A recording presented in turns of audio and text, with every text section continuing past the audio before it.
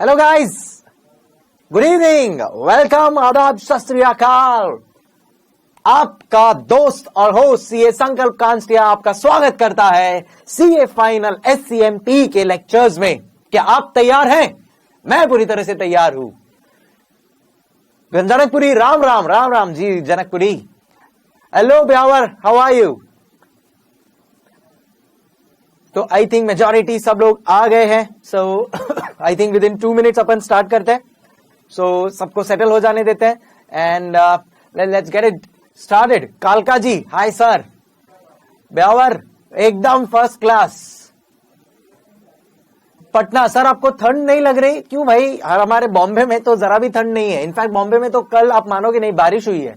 So strange. Janakpuri, पूरे batch में जनकपुरी गूंजना चाहिए डेफिनेटली। जो सबसे ज्यादा पार्टिसिपेट करेगा वो पूरे बैच में गूंजेगा। वैसा है भाई पटना। यहाँ पे तो बॉम्बे में तो बारिश हो रही है। अच्छा, मुझे कंफर्मेशन दे देना, वॉइस प्रॉपरली क्लियरली आ रही है ना? बराबर दिख रहा हूं मैं? ओके, मेकअप दादा, लाइट्स रोलिंग, कैमरा एक्शन, कर सकते हैं अपन? यस बीकानेर, बीकानेर, जय जिनेन्द्र। पटना पूछ रहा है सर हम लोग का बुक कब तक आ जाएगा? यार बुक अभी तक थोड़ा सा ऊपर नीचे चालू है, बट आ जाएगा। तो आज जो मैं पढ़ाने वाला हूं वो तुम्हारे LMS पे आई थिंक शेयर हो गया है। वो जो पार्ट है वो LMS पे शेयर हो जाएगा, वो बुक का जो पार्ट है। So not to worry. Churu, Ram Ram sir, Ram Ram. Gorakhpur book नहीं आया, डोंट वरी, कोई भी सेंटर पे बुक नहीं आया है। मुजफ्फरनगर, राधे राधे, राधे राधे।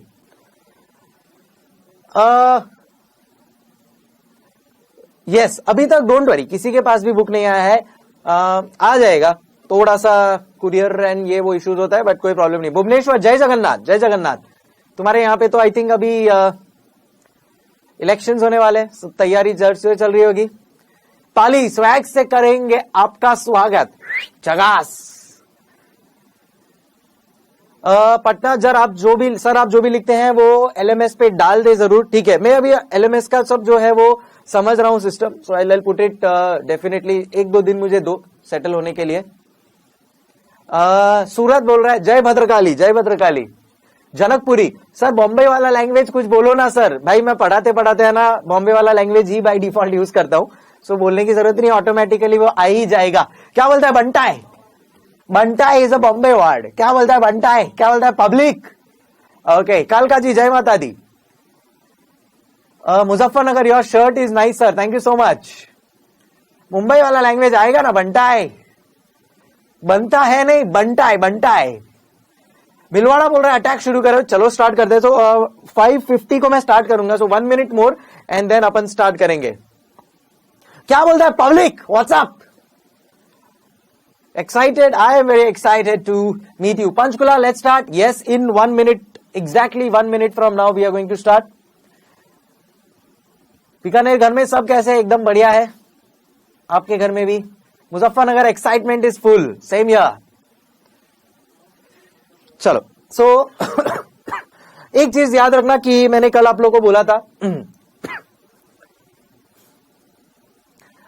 पाली बोल रहा है आस्ता माची, व्हाट डू यू से at the end of the class like this? अरे एंड ऑफ द क्लास में मैं बोलता हूं आस्ता ला विस्ता।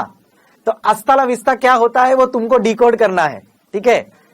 आज भी मैं बोलूंगा और हर लेक्चर के बाद बोलूंगा आस्ता ला विस्ता। क्या होता है आस्ता ला विस्ता? आप ढूंढ के बताना क्या होता है वो। चलो स्टार्ट करता हूं मैं अभी ऑन दैट पॉजिटिव नोट। तो मैंने आप लोगों को कल कुछ बताया था कि किस बेसिस पे मैंने स्टार्ट किया। देखो, हर लेक्चर में मैं क्या ट्राई करूंगा कि प्रीवियस लेक्चर में अपना जो भी हुआ है उसका एक 5 मिनट का अपन रिकैप ले ले, सो दैट सब चीजें याद आ जाए। बिकॉज आप लोग पूरे दिन मॉर्निंग 7 to 10 कहीं ना कहीं लेक्चर्स ले रहे हो आप लोग, फिर बाद में इतना 5 to 6 8 आवर्स का आप लोग का आर्टिकलशिप का शेड्यूल है, and then finally come here. Borivali branch भाई लोग आज थोड़ा साथ देना। तुम लोग पता नहीं कल कहां पे लॉस्ट थे, देडियाज एंड कड़ाकियाज, चलो काकड़िया, सॉरी।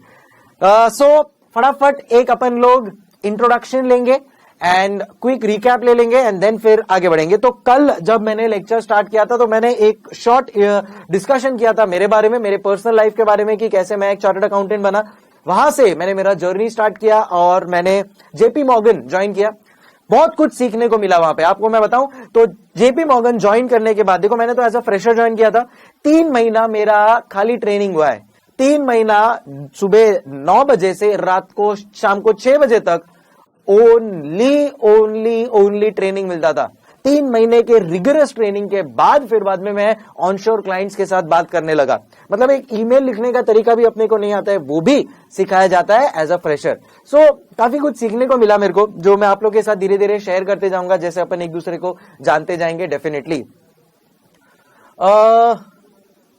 अच्छा भिलवाड़ा, आज सर न्यूज आई है 40% कम होगा कोर्स। ये सब चीजों पे नहीं विश्वास करे तो बेटर है, ऐसा कुछ नहीं होगा। हाँ थोड़ा बहुत कम उन्होंने ऑलरेडी कर दिया है, अगर आप लोग ने देखा होगा तो। एंड कॉस्टिंग का कोर्स ऑलरेडी लिमिटेड है, तो प्लीज कॉस्टिंग में तो कोई स्कोप ही नहीं है कम होने का।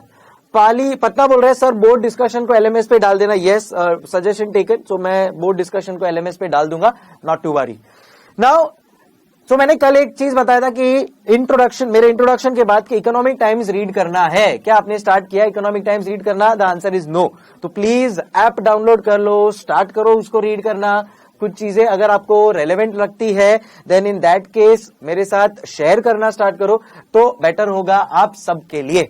बाकी तो obviously you know yourself better, क्या करना चाहिए क्या नहीं।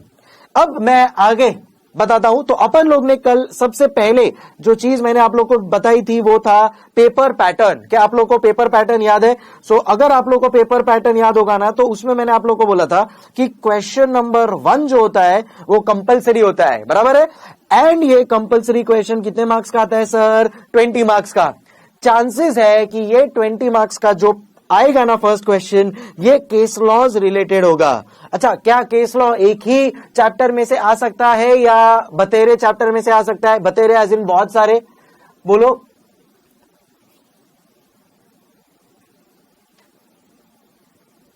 बोलो बोलो। Correct, it is of all chapters, mix, सब कुछ, nothing fix, many chapters. It can be a combination of 1 chapter 2 chapter, it can be a combination of concepts. जैसा मैंने आपको कहा कि एक मैं आपको डिसीजन मेकिंग जब अपन चैप्टर कर लेंगे तो मैं एक केस स्टडी बताऊंगा, तो वो पर्टिकुलर क्वेश्चन में चैप्टर नंबर 6 को भी लिया है, चैप्टर नंबर 9 को भी लिया है, चैप्टर नंबर 2 को भी लिया है। सो कॉम्बिनेशन के हिसाब से ही आएगा। एंड जैसे जैसे और कॉस्टिंग के पेपर्स होते जाएंगे ना, केस स्टडी का लेवल हाई होते जाएगा। तो केस स्टडी का लेवल अगर हाई हुआ तो ऑब्वियसली अपने को अपना भी मानसिक जो लेवल है वो हाई करना पड़ेगा। And that is the reason conceptually बहुत हाई, बहुत साउंड अपने को रहना पड़ेगा। चलो फिर बाद में मैंने तुम लोगों को बताया था question number 2 to question number 6 हो सकता है। इसमें से अपने को एनी 4 करना है। ये सब 20 मार्क्स के क्वेश्चन होंगे।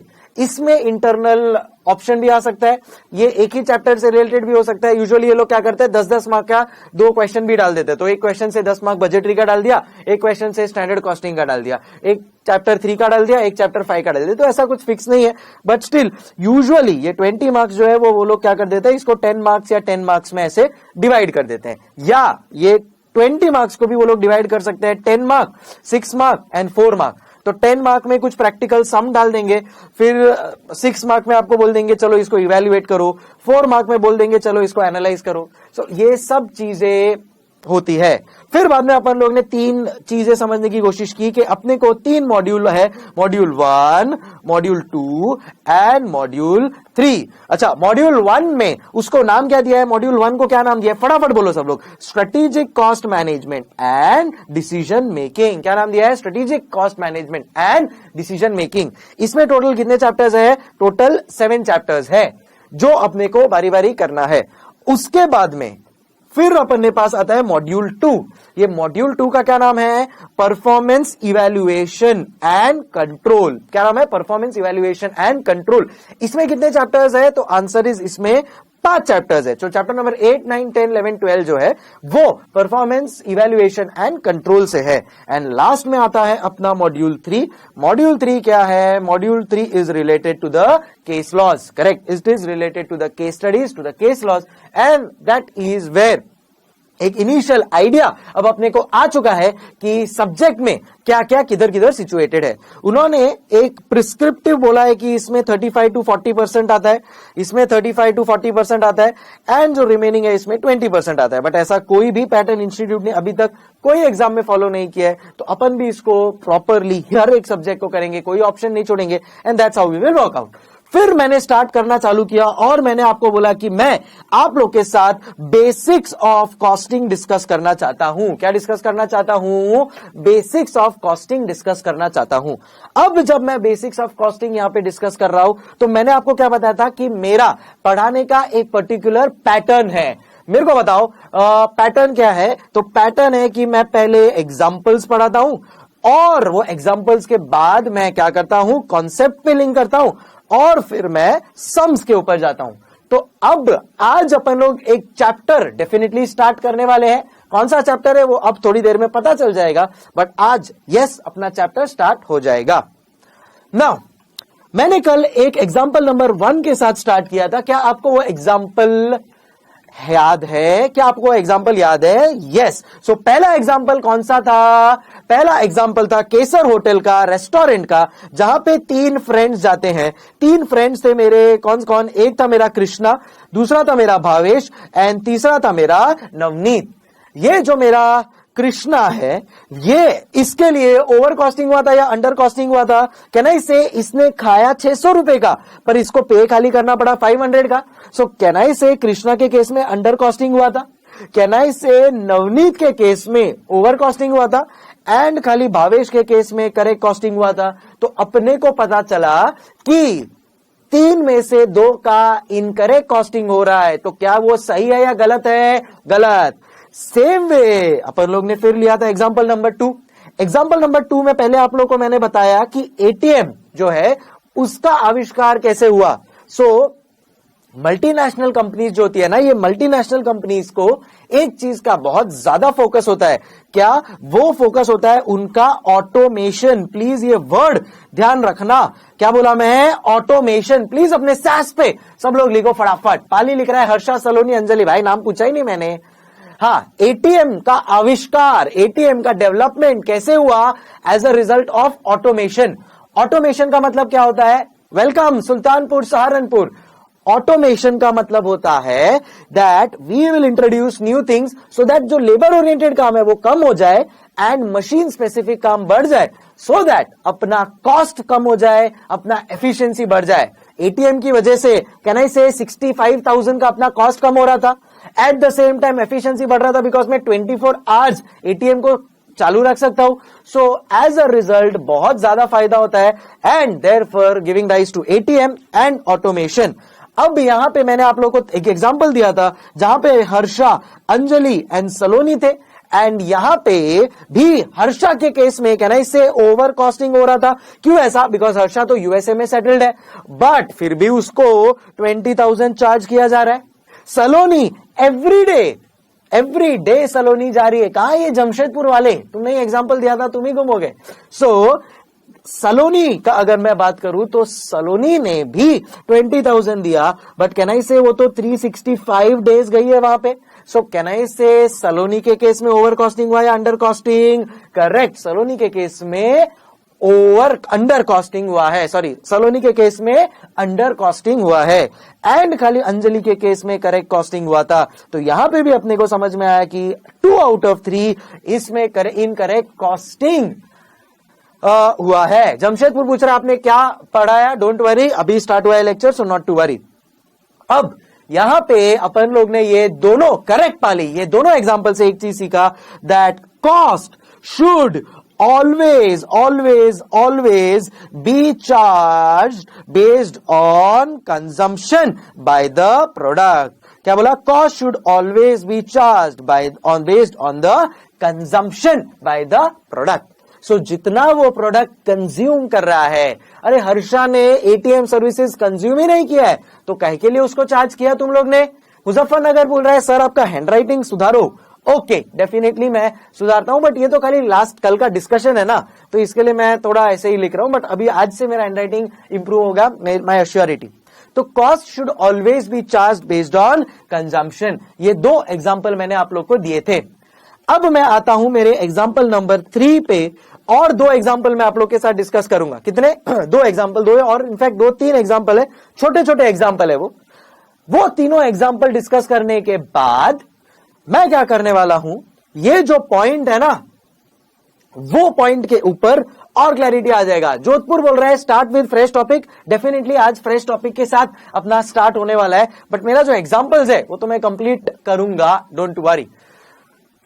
चलो अरे देखो, हैंडराइटिंग के लिए इतना टेंशन मत लो भाई। वो एक कहावत है, जो बहुत क्रिएटिव होता है ना या बहुत इंटेलिजेंट होता है ना, उसका हैंडराइटिंग हमेशा खराब ही होता है। तो मैं बहुत क्रिएटिव और इंटेलिजेंट हूं, इसके लिए मेरा हैंडराइटिंग थोड़ा ऐसा है। भावनाओं को समझो, मेरे कॉन्सेप्ट्स के ऊपर फोकस करो, मजा आएगा। एग्जाम्पल नंबर 3 पे आ रहा हूं मैं without wasting any time. 15 minute लगेंगे मेरे को, बट मैं और 3 एग्जाम्पल देने वाला हूं, 15 से 20 मिनट लगेंगे। 3 और एग्जाम्पल दूंगा, जिस चीज के बाद मैं ये चीज कंफर्म कर दूंगा that cost should always B charged based on consumption by the product. And ये तीनों एग्जाम्पल अपने को आगे एक चैप्टर है strategic analysis of operating income, वो वाले चैप्टर में ये सब चीजें काम आएगी जोधपुर। इसके लिए ये एग्जाम्पल कंटिन्यू करना जरूरी है। ऐसा नहीं कि एग्जाम्पल मैं ऐसे ही दे रहा हूं, बट ये एग्जाम्पल को मैं आगे एक चैप्टर के साथ कनेक्ट करने वाला हूं बेटा। इसके लिए एग्जाम्पल नंबर 3 के ऊपर आ रहे हैं अपन लोग, ऑन दैट नोट फटाफट। एग्जाम्पल नंबर 3 कुछ ऐसा है कि ध्यान से सुनना। मैं बॉम्बे में जहां पे रहता हूं ना, वो 10 मंजिला बिल्डिंग है, 10 फ्लोर्स की बिल्डिंग है। अगर आप लोग बॉम्बे कभी आए होगे तो बॉम्बे में स्काई स्क्रेपर्स होते हैं, मतलब बड़ी बड़ी बिल्डिंगें होती है। समझ रहे हो तुम लोग? बॉम्बे में बड़ी बड़ी बिल्डिंग्स होती है। तुम लोग को तो पता नहीं होगा, तुम लोग ने देखा नहीं होगा, तुम्हारे गांव में तो ऐसा होता नहीं है। पर बॉम्बे जो शहर है, वो बॉम्बे शहर में बहुत हाई राइजेस बिल्डिंग होती है। तो यहां पे जो हाई राइजेस बिल्डिंग होती है ना, फ्लोर 1, 2, 3, तो मैं भी ऐसे ही कोई बिल्डिंग में एक रहता हूं। तो यहां पे टोटल 10 फ्लोर की बिल्डिंग में मैं रहता हूं। कहां पे? 10 फ्लोर्स की बिल्डिंग में मैं रहता हूं। तो ध्यान से सुनना, एंड जेन्युइन एग्जांपल दे रहा हूं, कोई गलत नहीं बता रहा हूं। बॉम्बे में 10 फ्लोर्स की बिल्डिंग है। तो ये जो 10 फ्लोर्स की बिल्डिंग है, ऑब्वियसली अगर समझो मैं 10th फ्लोर पे रह रहा हूं, या फिर फॉर एग्जांपल मैं 1st फ्लोर पे रह रहा हूं, तो भी ये बॉम्बे का एक रूल है, या कोई भी बिल्डिंग का एक रूल होता है, अगर 4 फ्लोर से ज्यादा हो ना, देन इन दैट केस वो बिल्डिंग में लिफ्ट होना कंपलसरी है। क्या बोला? अगर 4 फ्लोर से ज्यादा हो, 4 फ्लोर से ज्यादा हो, then in that case, Tollygunge बोल रहे हैं हमारे यहाँ 42 बिल्डिंग है, 42 फ्लोर्स का है भाई, फोटो खींच के भेज तब मुझे समझेगा। तो वो बिल्डिंग में क्या होता है? लिफ्ट होता है। अब ध्यान से सुनना, मैं है ना एक्चुअल में 1st फ्लोर पे रहता हूं। कहां पे रहता हूं मैं? 1st फ्लोर पे रहता हूं, ठीक है, नो प्रॉब्लम। अब यहां पे अगर ये लिफ्ट को मैं यूज करता हूं ना, then in that case correct, lift को मेंटेन करना पड़ता है। Very good Rohtak, you are very smart, thank you so much. Lift को मेंटेन करना पड़ता है, और लिफ्ट को मेंटेन करने के लिए एक मेंटेनेंस चार्ज होता है, जिसको हम लोग कहते हैं लिफ्ट मेंटेनेंस, जो एवरी मंथ हम लोग से कलेक्ट किया जाता है। यहां पे जो लिफ्ट मेंटेनेंस है मेरे बिल्डिंग का, उसका टोटल लिफ्ट मेंटेनेंस कॉस्ट है ₹10,000। कितना है लिफ्ट मेंटेनेंस कॉस्ट? 10,000। टोटल हमारे कितने फ्लोर्स हैं? 10 फ्लोर्स। हर फ्लोर पे एक एक घर है, हर फ्लोर पे एक एक घर है, करेक्ट पाली? सो 10,000 रुपीज का लिफ्ट मेंटेनेंस है पर मंथ, बराबर है, एंड 10 फ्लोर्स है टोटल। तो हर फ्लोर से लिफ्ट मेंटेनेंस को कितना चार्ज करते हैं वो लोग? ₹1,000। अब आप लोग समझ गए होंगे कि मैं 1st फ्लोर पे रहता हूं और वो लोग मेरे से भी 1,000 चार्ज करते हैं, वेरएज जो मेरा फ्रेंड 10th फ्लोर पे रहता है उससे भी वो लोग इतना ही चार्ज करते हैं। बोलो अब मेरे को बताओ, मेरे केस में ओवर कॉस्टिंग हो रहा है या अंडर कॉस्टिंग हो रहा है?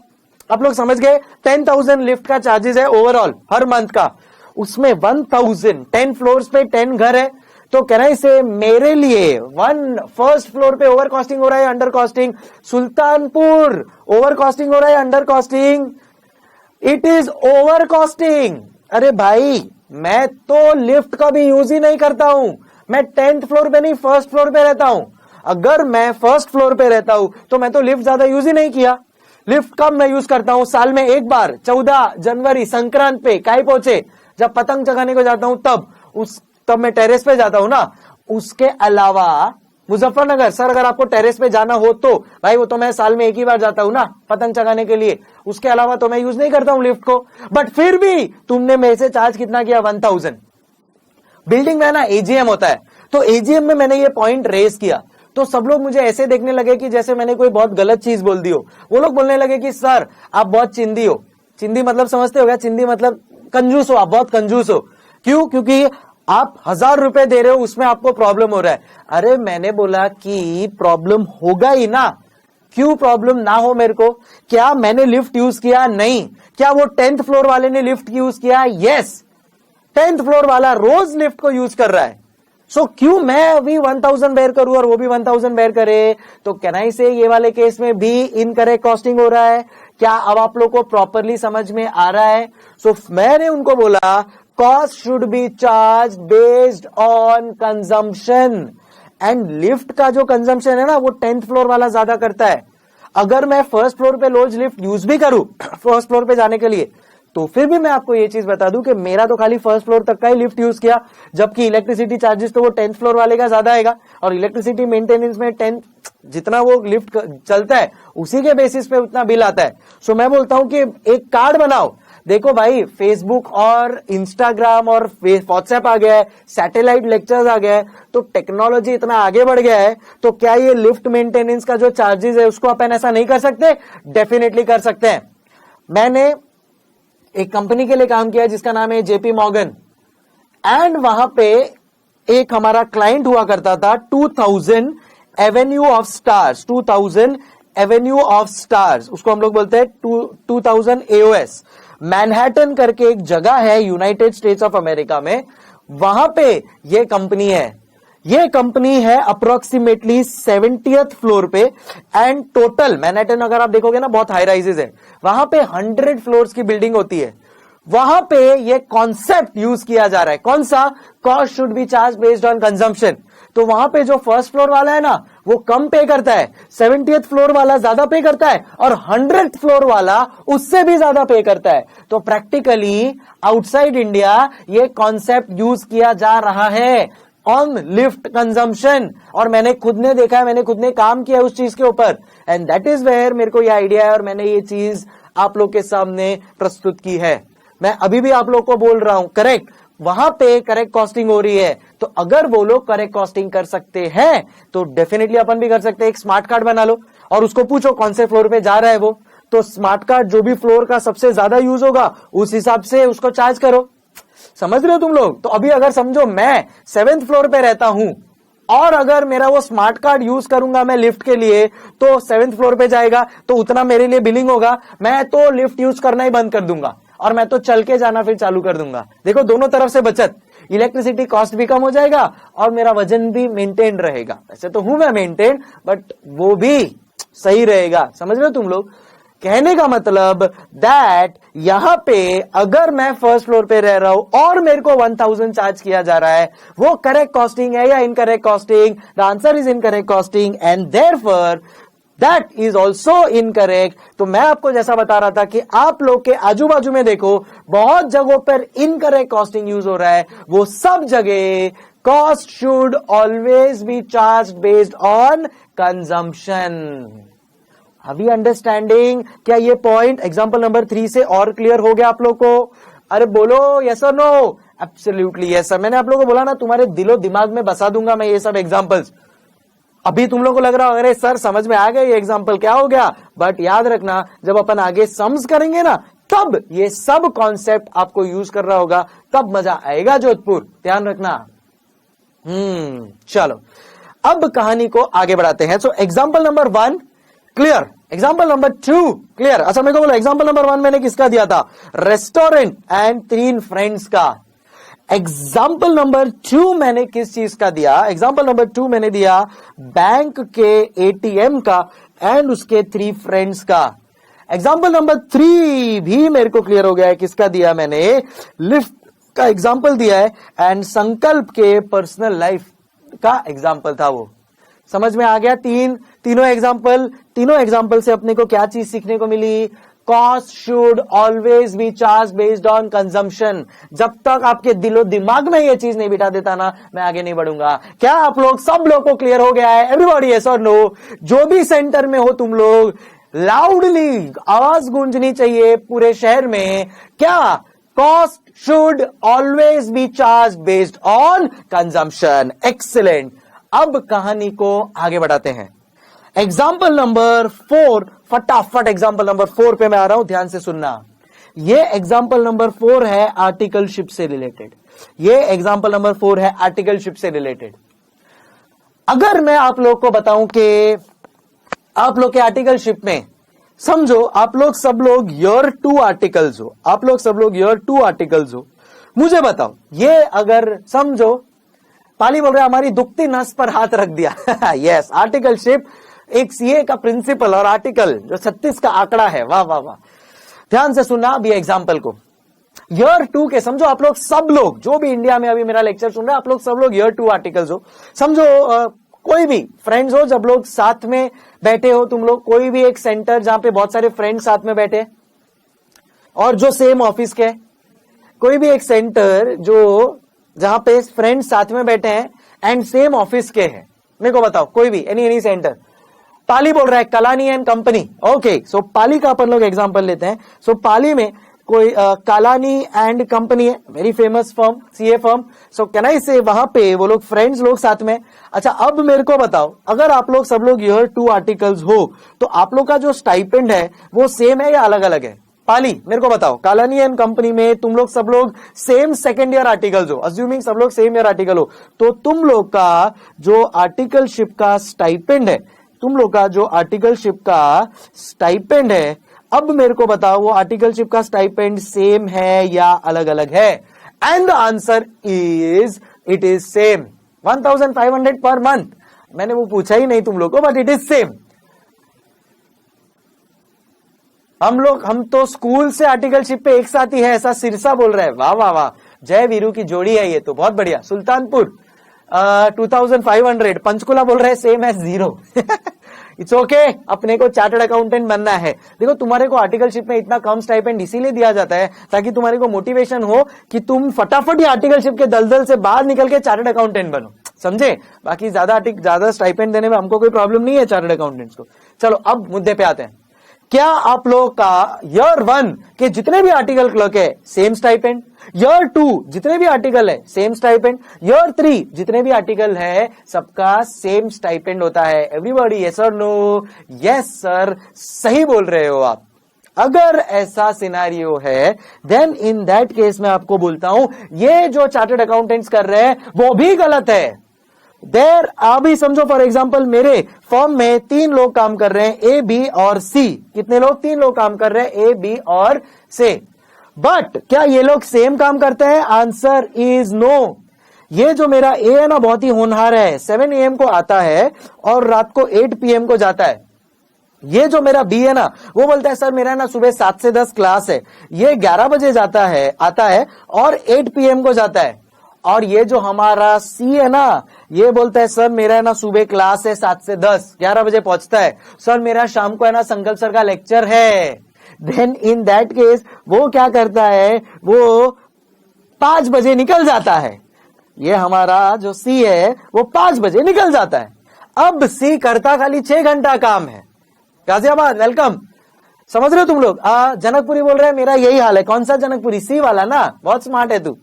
सो ये जो सी वाला आर्टिकल क्लर्क है वो 11 बजे आके 5 बजे निकल जाता है और ए सुबह 7 बजे आता है और रात को 8 बजे जाता है, पर तीनों को सेम स्टाइपेंड मिल रहा है। क्या ए मोटिवेट होगा काम करने के लिए? The answer is no.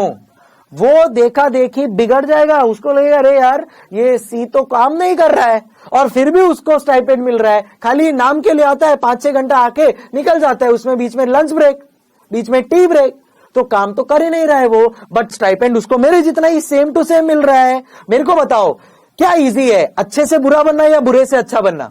मुझे बताओ, अच्छे से बुरा बनना या बुरे से अच्छा बनना? क्या इजी है?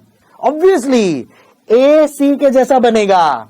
क्या सी ए जैसा बनेगा? The answer is no. C तो अपना आर्टिकलशिप के साथ साथ जॉब क्लासेस भी जाएगा। अब ए देखेगा कि ये तो यार मस्त में आर्टिकलशिप भी कर रहा है, स्टाइपेंड भी उतना ही मिल रहा है, and at the same time उसको क्लासेस भी हो रहा है उसका, तो पढ़ाई भी चालू है उसका। एंड देयरफॉर ए कैन बिगड़ोफाई, ए सोचेगा कि यार मैं क्यों आऊं, समझ रहे हो तुम लोग? एंड देयरफॉर ए फिर बाद में शायद वो भी काम करना कम कर दे। अब इसी के जगह पे मैं तुम लोग को बोलूं, समझ रहे हो तुम लोग, इसी के जगह पे मैं बोलूं कि ए का 20,000 का स्टाइपेंड है, बी का 10,000 का स्टाइपेंड है और सी का खाली 5,000 का स्टाइपेंड है। अब मेरे को बोलो, अब शायद सी भी मोटिवेट हो जाए इधर पहुंचने के लिए। कहने का मतलब, एक तो मैंने आपको बताया ना, cost should be charge based on consumption. दूसरी चीज आज मैं आपको बता रहा हूं, बहुत इंपॉर्टेंट है, बिजनेस में payment should be based on performance. क्या बोला? बिजनेस में payment should be based on performance. And इसी चीज के ऊपर ये जो लॉजिक्स मैं आप लोगों को बता रहा हूं ना, ध्यान से समझना, क्योंकि इसी बेस को पकड़ के अब मैं मेरे मेन चैप्टर पे आने वाला हूं। समझ रहे हो क्या बोला मैं? Absolutely correct Pali. Payment should be based on performance. तो फर्स्ट 3 एग्जांपल से अपने को क्या समझ में आया? Cost should be charge based on consumption, restaurant, bank, ATM, lift. Example number 4 से अपने को क्या समझ में आया कि आज की तारीख में payment should be based on performance. कहना इससे, अगर आप परफॉर्मेंस के बेसिस पे पेमेंट करोगे, देन इन दैट केस आपका, भुवनेश्वर बोल रहे कल सर ऑफिस जाके बताएंगे, डेफिनेटली आपको बताना चाहिए। ये मेरी खुद की गुजारिश है। आपने ना चैप्टर नंबर 8 में एक कॉन्सेप्ट आएगा, बिल्डिंग ब्लॉक मॉडल। ये बिल्डिंग ब्लॉक मॉडल में जब आएगा ना, तब मैं आप लोगों को बताऊंगा ये वाला एग्जांपल, वापस से कनेक्ट करके अपन लोग वो कॉन्सेप्ट को सीखेंगे। तब मैं आपको बताऊंगा कि आर्टिकलशिप में काम कैसे होना चाहिए एंड कैसे उनको पेमेंट देना चाहिए।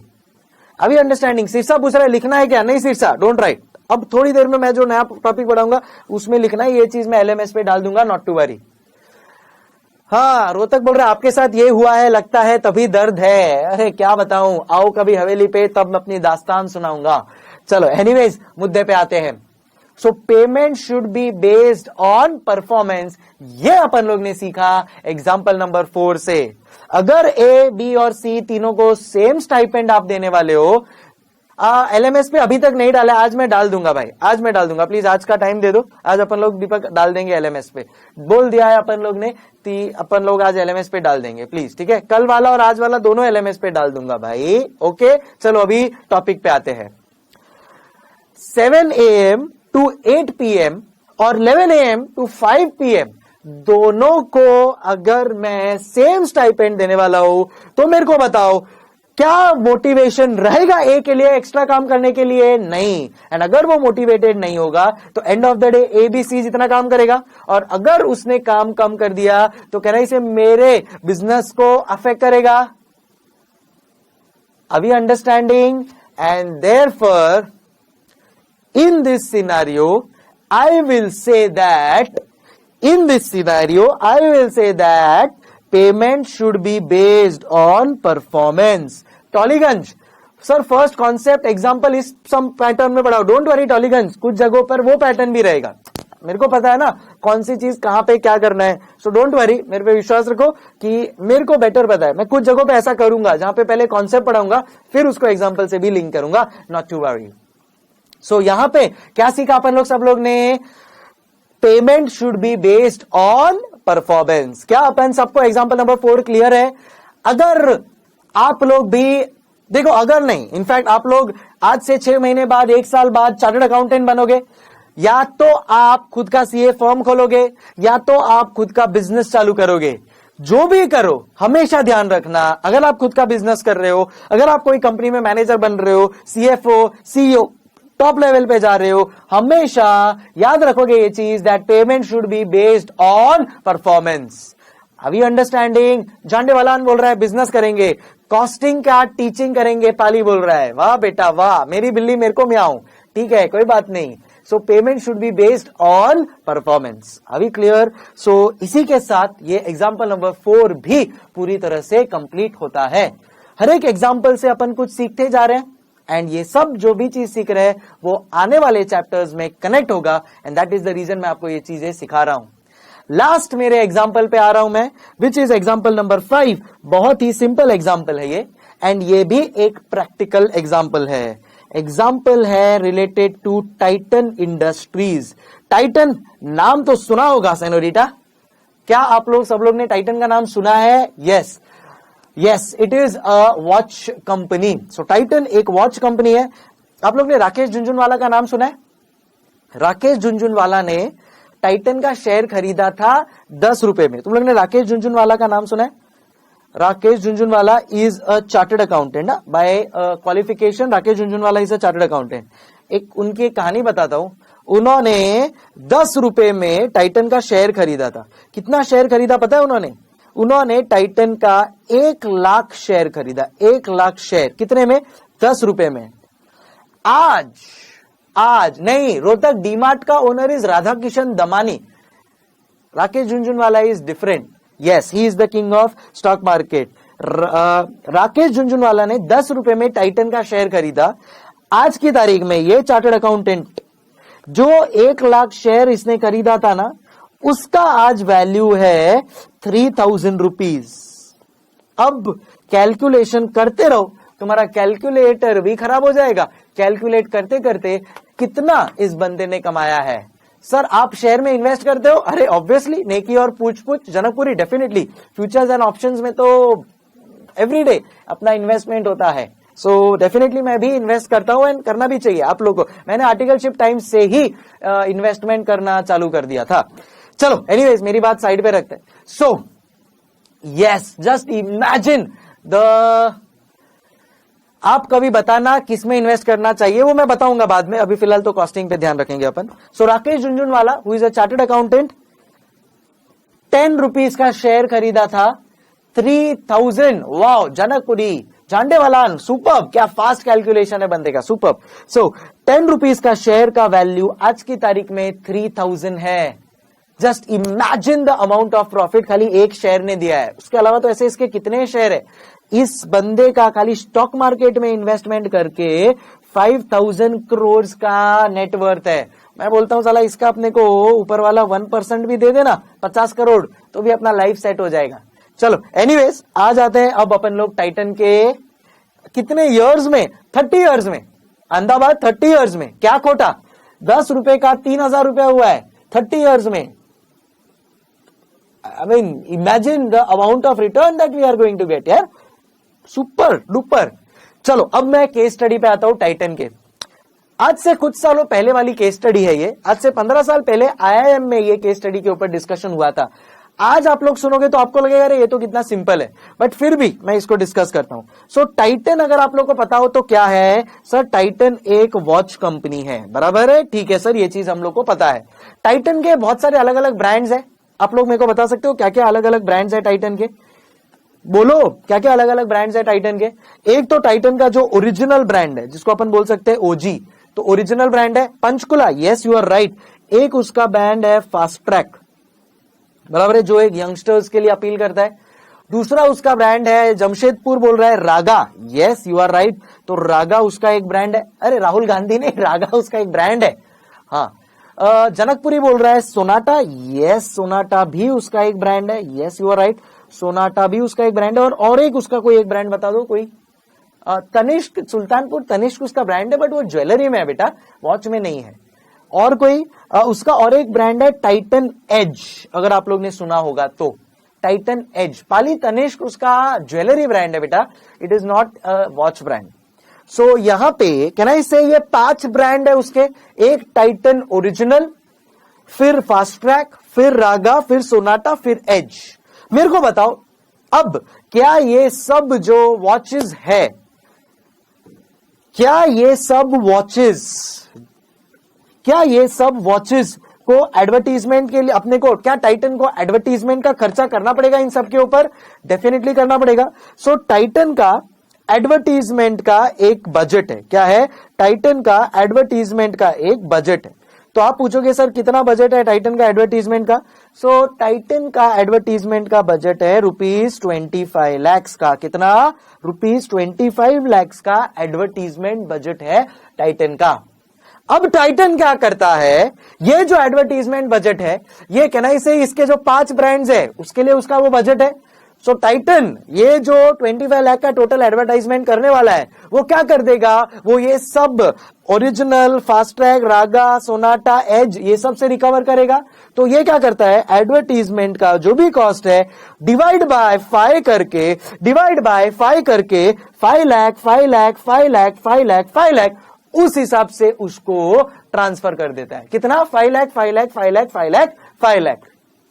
अभी अंडरस्टैंडिंग? अब मेरे को आप बताओ क्या ये सही है या गलत है?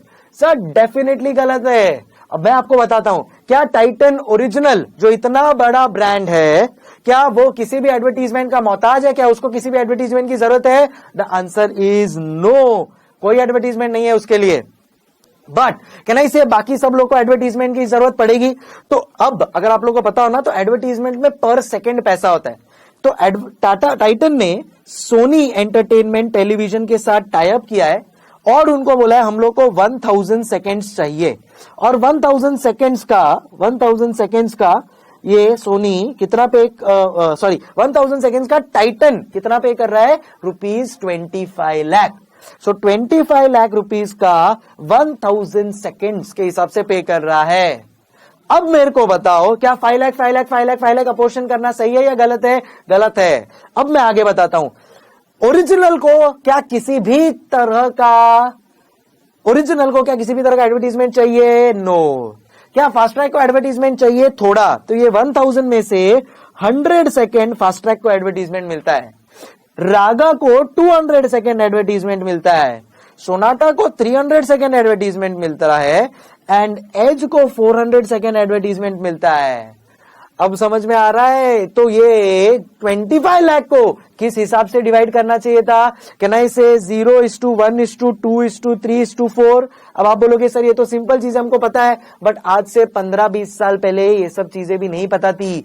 धीरे धीरे ये सब चीजें इवॉल्व हो रही है। इसके लिए मैंने आपको बोला था एकदम बेसिक से मैं स्टार्ट करूंगा एंड धीरे धीरे बिल्डअप होते जाएंगे। तो कहना इससे ये वाले एग्जाम्पल में भी अब अपने को क्लियर हो गया है, दैट लास्ट एग्जाम्पल में भी अब अपने को और क्लैरिटी आ गया है, that cost should be charged, क्या बोल रहा हूं मैं? Cost should be charged on consumption by the product। क्या बोला? Cost should be charged based on consumption by the product। समझियो आपको एवरीबॉडी? ए बोलो टेल समझे कि नहीं? अरे बोलो tell. Cost should be charge based on consumption by the product. भाई जितना वो कंज्यूम कर रहा है उतना उसको चार्ज कर दो। एंड सेकेंड चीज अपन लोग ने क्या सीखी है? कालका जी पूछ रहा है वाई। अच्छा यस का वाई शॉर्ट फॉर्म है। Okay. Cost should be charge based on consumption of bye the product. And second चीज अपन लोग ने क्या सीखी है? That payment should always B based on performance. क्या सीखा अपन लोग ने? Payment should always be based on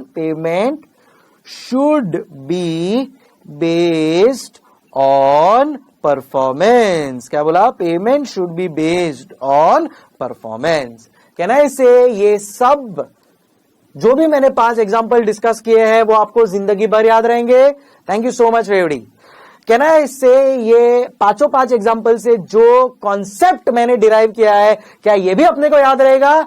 absolutely yes. So 5 example से ये 2 चीज मेरे को डिराइव करनी थी जो एकदम बेसिक है कॉस्टिंग से रिलेटेड, एंड वो मैं आपको सिखा चुका हूं। कॉन्सेप्ट नंबर 1 बार मैं इसीलिए बोल रहा हूं ताकि आप लोग के दिमाग में सेट हो जाए। मुजफ्फरनगर अब हैंडराइटिंग थोड़ा बेटर हो रहा है ना भाई? ओके। सो क्या बोला मैं? फर्स्ट कॉन्सेप्ट जो अपन लोग ने सीखा based on examples. What is the first concept? Cost should be charge based on consumption by the product. And second, payment should be based on performance. क्या बोला? Payment should be based on performance.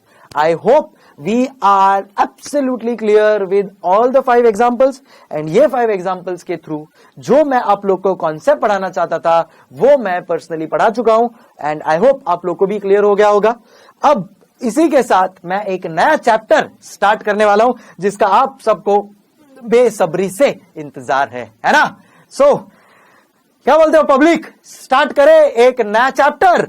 Yes, on that note अब अपन start करने वाले हैं done done done done done done done start करने वाले एक नया चैप्टर जिसका नाम है चैप्टर नंबर 9 एंड इस चैप्टर का नाम है ट्रांसफर प्राइसिंग, जो मैं आपको कल बता चुका हूं कि ट्रांसफर प्राइसिंग आपका डीटी में भी है। डीटी का ट्रांसफर प्राइसिंग एंड कॉस्टिंग का ट्रांसफर प्राइसिंग कितना कोरिलेशन है? 0%, कोई भी कोरिलेशन नहीं है।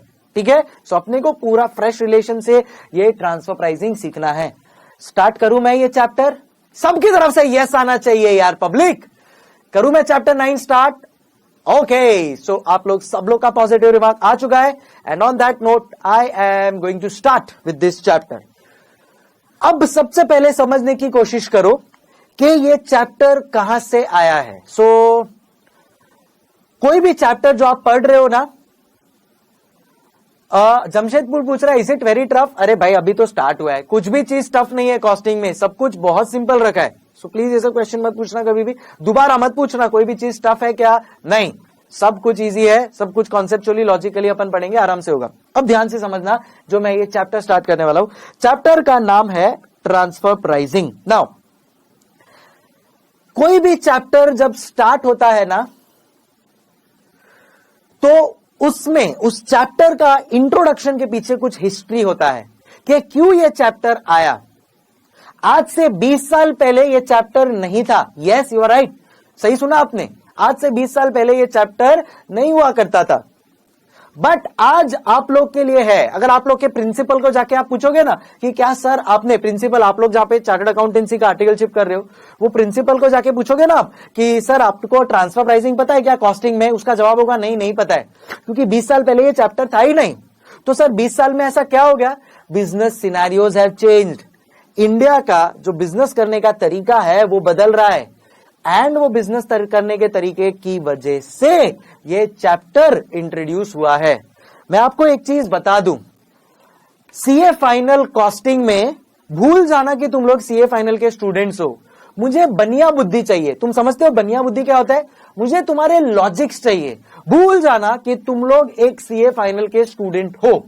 I want your logics. जितना तुम लॉजिकली साउंड रहोगे उतना क्लैरिटी के साथ हर एक चैप्टर को समझ पाओगे।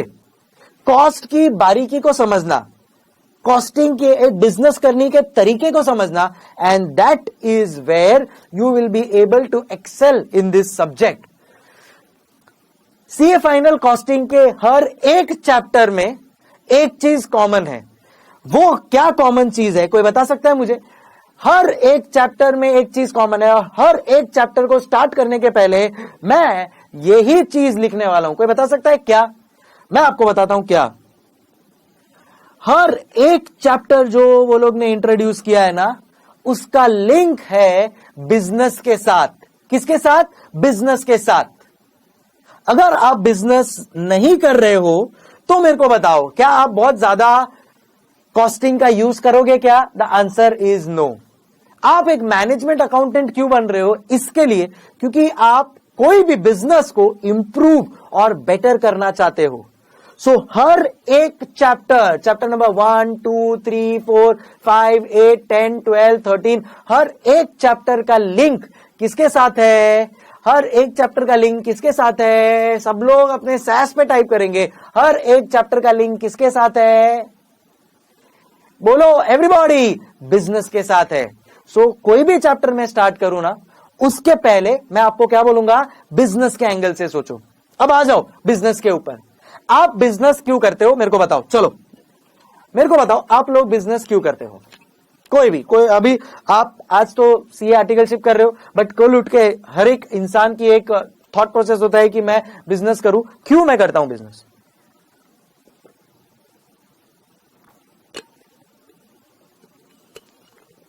बोलो, सब लोग ने सही जवाब दिया है सर, सिंपल लॉजिक है, and that is to earn money, to earn profit. बराबर कि नहीं पब्लिक?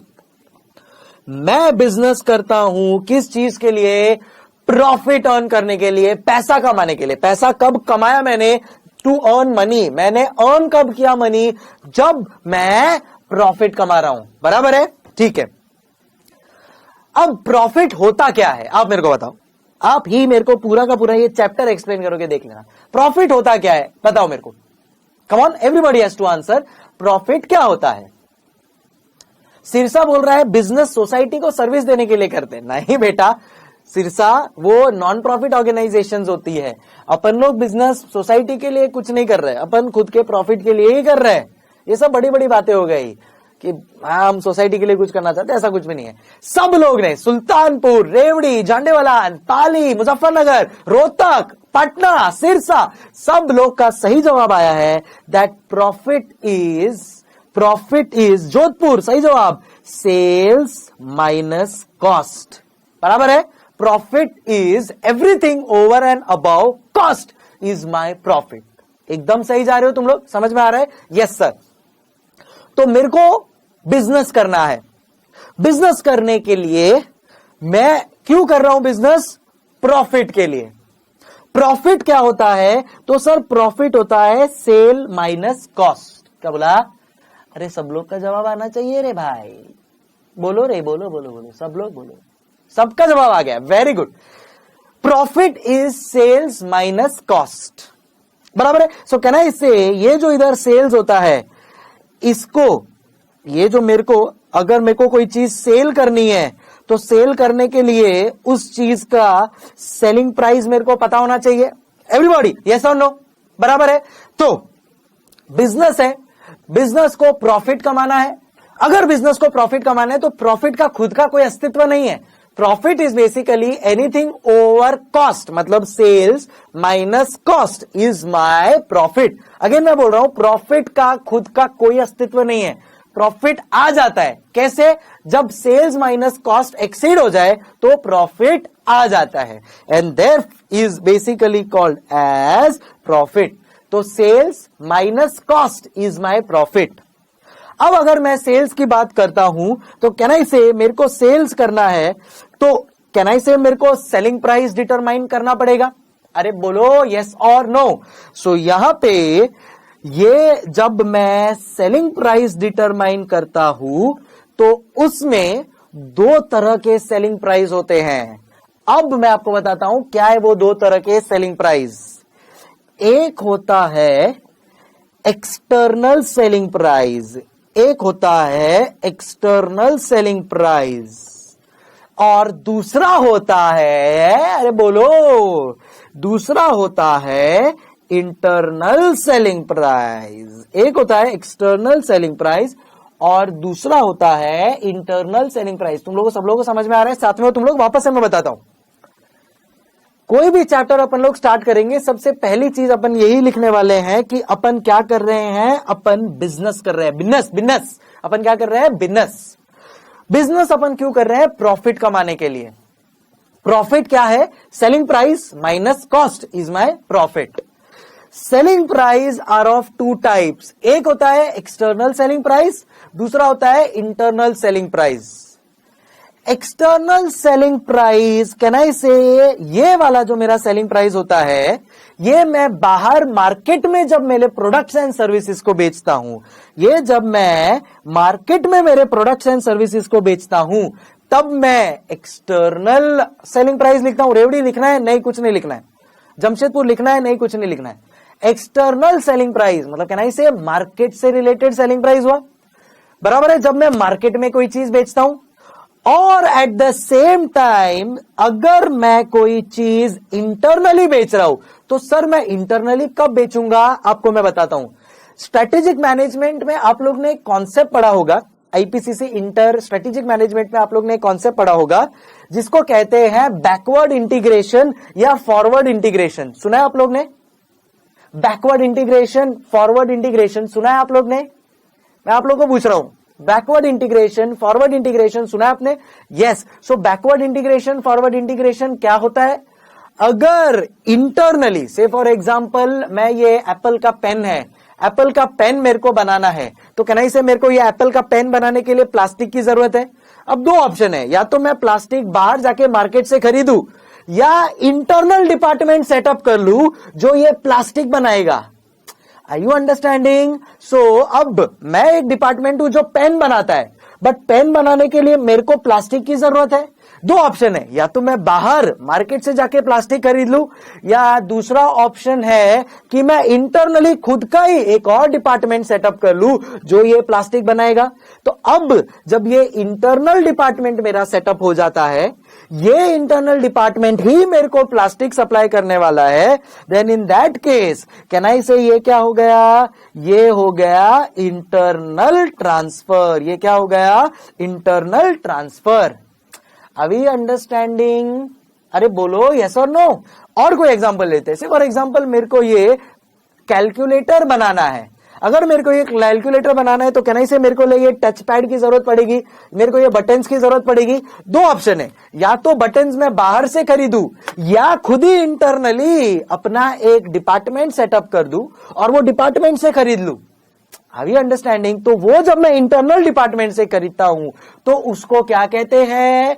Internal transfer. जब मैं मेरे इंटरनल डिपार्टमेंट से कोई चीज खरीदता हूं तो उसको क्या कहते हैं? एवरीबॉडी, उसको क्या कहते हैं? Internal transfer. मैं एक क्लासिक एग्जांपल देता हूं। अमूल नाम तो सुना होगा, Amul the taste of India.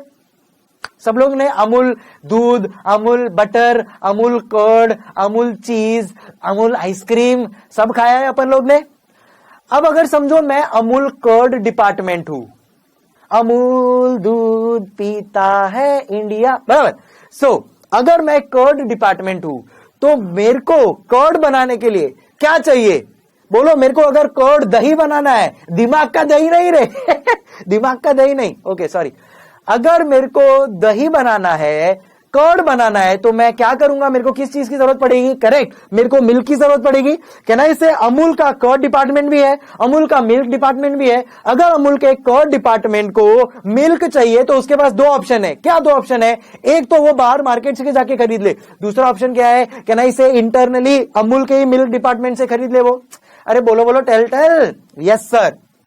तो जब यहां पे वो अमूल का डिपार्टमेंट अमूल के ही इंटरनल मिल्क डिपार्टमेंट से कोई चीज परचेज करता है तो कैन आई से उसको मैं इंटरनल ट्रांसफर बोल सकता हूं। एवरीबॉडी, कैन आई से उसको मैं इंटरनल ट्रांसफर बोल सकता हूं। समझ में आ गया इंटरनल ट्रांसफर क्या है? जब इंटरनल एक ही मेन कंपनी के, अरे बोलो, जब एक ही मेन कंपनी के डिपार्टमेंट्स होते हैं अलग अलग और वो डिपार्टमेंट्स में कुछ ट्रांसफरिंग होता है तो कैन आई से उसको मैं इंटरनल ट्रांसफर बोल सकता हूं। Correct sir. अब जब कर्ड डिपार्टमेंट को मिल्क चाहिए तो वो मिल्क डिपार्टमेंट के पास जाएगा और फोन करेगा मिल्क डिपार्टमेंट को, बोलेगा मिल्क डिपार्टमेंट मेरे को है ना मिल्क चाहिए, प्लीज मेरे को मिल्क भेज दे। बराबर है? तो मिल्क डिपार्टमेंट बोलेगा ठीक है भेज देता हूं। क्या वो मिल्क डिपार्टमेंट कर्ड डिपार्टमेंट को जब मिल्क भेजेगा तो वो फ्री में भेजेगा या कुछ पैसा चार्ज करेगा? क्या वो फ्री में भेजेगा या कुछ पैसा चार्ज करेगा? अरे बोलो, फ्री में। मिल्क डिपार्टमेंट जब कर्ड डिपार्टमेंट को मिल्क ट्रांसफर करेगा तो वो इंटरनल ट्रांसफर हुआ। Yes sir. क्या वो फ्री में बेचेगा या पैसा चार्ज करेगा? अपना सपना money. Can I say it is going to charge? अरे बोलो ना यार, सब लोग बोलो। झंडे वाला बोल रहा है at cost with little profit. वो सब मैंने पूछा ही नहीं बेटा, मैंने सिर्फ एक ही चीज पूछा है, जब मिल्क डिपार्टमेंट अपना मिल्क ट्रांसफर करेगा कर्ड डिपार्टमेंट को तो वो फ्री में ट्रांसफर करेगा या पैसा चार्ज करेगा? It will definitely charge money. समझ रहे हो तुम लोग? अब जब इंटरनल ट्रांसफर होता है, अब मैं जो लिखने वाला हूं ना, that is going to be the catch phrase of this chapter. When there is internal transfer, क्या आपने को समझ में आ गया बेटा इंटरनल ट्रांसफर क्या होता है? Yes sir. When there is internal transfer of, किस चीज का इंटरनल ट्रांसफर हो रहा है? ऑफ गुड्स और सर्विसेज। भाई सर्विसेज भी तो इंटरनल ट्रांसफर हो सकती है ना। अगर कोई सीए फर्म है और सीए फर्म में समझो फॉर एग्जांपल मैं कोई बिग फोर का नाम ले लेता हूं तो बिग फोर में मालूम है एक टैक्स स्टैट ऑडिट का डिपार्टमेंट होगा, एक टैक्स ऑडिट का डिपार्टमेंट होगा, एक रिस्क एडवाइजरी का डिपार्टमेंट होगा, एक प्राइवेट इक्विटी का डिपार्टमेंट होगा। तो समझो स्टैट ऑडिट डिपार्टमेंट को टैक्स ऑडिट डिपार्टमेंट की हेल्प चाहिए, इंटरनल ऑडिट का डिपार्टमेंट होगा। तो समझो स्टैट ऑडिट डिपार्टमेंट को टैक्स ऑडिट डिपार्टमेंट का हेल्प चाहिए, तो कहना इसे stat audit department tax audit department के पास जाके बोलेगा वी नीड योर सर्विसेज, तो वो भी तो इंटरनल ट्रांसफर हुआ, बराबर कि नहीं? क्या वो इंटरनल ट्रांसफर के लिए tax audit stat audit department को चार्ज करेगा? डेफिनेटली चार्ज करेगा। So any internal transfer of goods or services between one department and other department, between one department and other department is called as internal transfer। And ये internal transfer के लिए जो भी price determine होता है उसको आज के बाद अपन क्या कहेंगे? Transfer price. समझियो एवरीबॉडी? समझ में आ रहा है तुम लोग को? एकदम लॉजिकली बेसिक से आपको पढ़ा रहा हूं मैं, because this is the most important chapter यार। धीरे धीरे मैं इसका वेटेज और सब पढ़ाऊंगा। अभी तक मैंने वो वेटेज और वो सब नहीं बताया क्योंकि आप लोग थोड़ा इम्पेशेंट हो रहे हो कि सर फटाफट कोई चैप्टर चालू करो। ठीक है भाई, कर दिया, खुश। Again I am telling you, क्या आप लोग को इंटरनल ट्रांसफर क्या होता है समझ में आ गया? यस। एग्जाम्पल में अगर इंटरनल ट्रांसफर का लू तो milk department and curd department of Amul. जब मिल्क डिपार्टमेंट कर्ड डिपार्टमेंट को कोई मिल्क ट्रांसफर करेगा तो उसको इंटरनल ट्रांसफर बोलेंगे। एवरीबॉडी यस और नो? Yes sir. समझो बटर मिल्क डिपार्टमेंट, छाछ जिसको कहते हैं ना, कच्ची बियर, छाछ कहते हैं ना, छाछ। सो जब ये छाछ का, समझो कोई बटर मिल्क का डिपार्टमेंट है, अमूल का ही बटर मिल्क छाछ का डिपार्टमेंट है, तो अमूल का जो बटर मिल्क डिवीजन है, छाछ का डिपार्टमेंट है, वो छाछ किससे बनाएगा? मेरे को बताओ, छाछ किससे बनता है? बटर मिल्क किससे बनता है? अरे बोलो, बटर मिल्क किससे बनता है? दही, दिमाग के दही से नहीं, दही से बनता है। सो अमूल का जो बटर मिल्क छाछ डिपार्टमेंट है वो कर्ड किससे खरीदेगा? कहना इसे अमूल के कर्ड डिपार्टमेंट से वो कर्ड खरीद सकता है।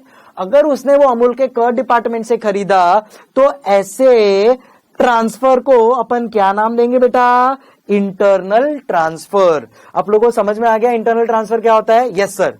तो जब ये वन डिपार्टमेंट कोई गुड्स और सर्विसेज ट्रांसफर करता है इंटरनली अपने अदर डिपार्टमेंट को, तो वो जो ट्रांसफर होने वाला है वो फ्री में होगा या कोई कॉस्ट के ऊपर होगा या कोई प्राइस के ऊपर होगा? कोई ना कोई तो प्राइस के ऊपर होगा। The price charged by one department to other department in internal transfer is called as, सही जवाब, ट्रांसफर प्राइस। समझ में आ गया एवरीबॉडी? यस और नो? बराबर है। अब से आज के बाद अपन इसको वन डिपार्टमेंट और अदर डिपार्टमेंट नहीं देंगे, अब से अपन इसको नाम देंगे ट्रांसफरर डिपार्टमेंट। अब से अपन इसको नाम देंगे ट्रांसफरर डिपार्टमेंट और अदर डिपार्टमेंट नहीं कहेंगे। आज के बाद अपन लोग इसको कहेंगे ट्रांसफरी डिपार्टमेंट। सो अब से इसका डेफिनेशन क्या बन गया? When transferor department transfers goods to the transferee department, the price charged by the transferer department for the goods and services is called as transfer price। है ये सेलिंग प्राइस ही। अब यही प्राइस जब मैं बाहर मार्केट में बेचूंगा ना, तो इसको मैं नाम दूंगा सेलिंग प्राइस या इसको मैं नाम दूंगा मार्केट प्राइस। बट अगर मैं मेरे इंटरनल डिपार्टमेंट को ट्रांसफर कर रहा हूं तो आज के बाद बेटा इसको मैं क्या नाम दूंगा? इस ट्रांसफर को मैं क्या नाम दूं? नहीं अच्छा लगा? इस ट्रांसफर को मैं अच्छा इंटरनल ट्रांसफर को मैं क्या नाम दूं? Transfer price is the correct answer. Ahmedabad क्या हो गया भाई? समझ में आया कि नहीं? अच्छा, मेरा बोल रहा है सर आप गाना रहने दो, आप कॉस्टिंग ही पढ़ाओ वो बेटर है। ठीक है भाई। सुल्तानपुर बोल रहा है टीपी नाम दो, बहुत बढ़िया। लॉजिकली अभी अहमदाबाद इतना अच्छा तो है गाया है यार, क्या ऐसा कर रहा है? चल ठीक है, नहीं गाऊंगा आज। तू ना बोलता है ना, अभी तूने मेरा ईगो हर्ट कर दिया, आपसे नहीं गाऊंगा मैं। चलो let's come to the topic. Price charged by, क्या होता है transfer price? Price charged by transferor division for goods and services for internal transfer to the transferee's department is called as transfer price. क्या आप लोग सब लोग को समझ में आ गया ट्रांसफर प्राइस क्या होता है? एवरीबॉडी यस और नो? चलो ठीक है, अभी क्लियर? अरे सब लोग बोलो ना, समझ में आया कि नहीं? तुम लोग बोलोगे नहीं तो मुझे कैसे समझ में आएगा बेटा? समझ में आया? पाली जवाब दे रहा है, very good Pali, thank you so much. Ahmedabad okay, thank you, गाऊंगा अभी मैं। Bhilwara thank you, Jhandewala thank you, Sultanpur, Jodhpur बहुत बढ़िया, एक्सीलेंट। चलो वो क्रक्स रिपीट करे डेफिनेटली, वापस से अभी अपन लोग ये क्रक्स को रिपीट करेंगे। भुवनेश्वर, अहमदाबाद बहुत बढ़िया, रेवड़ी सुपर।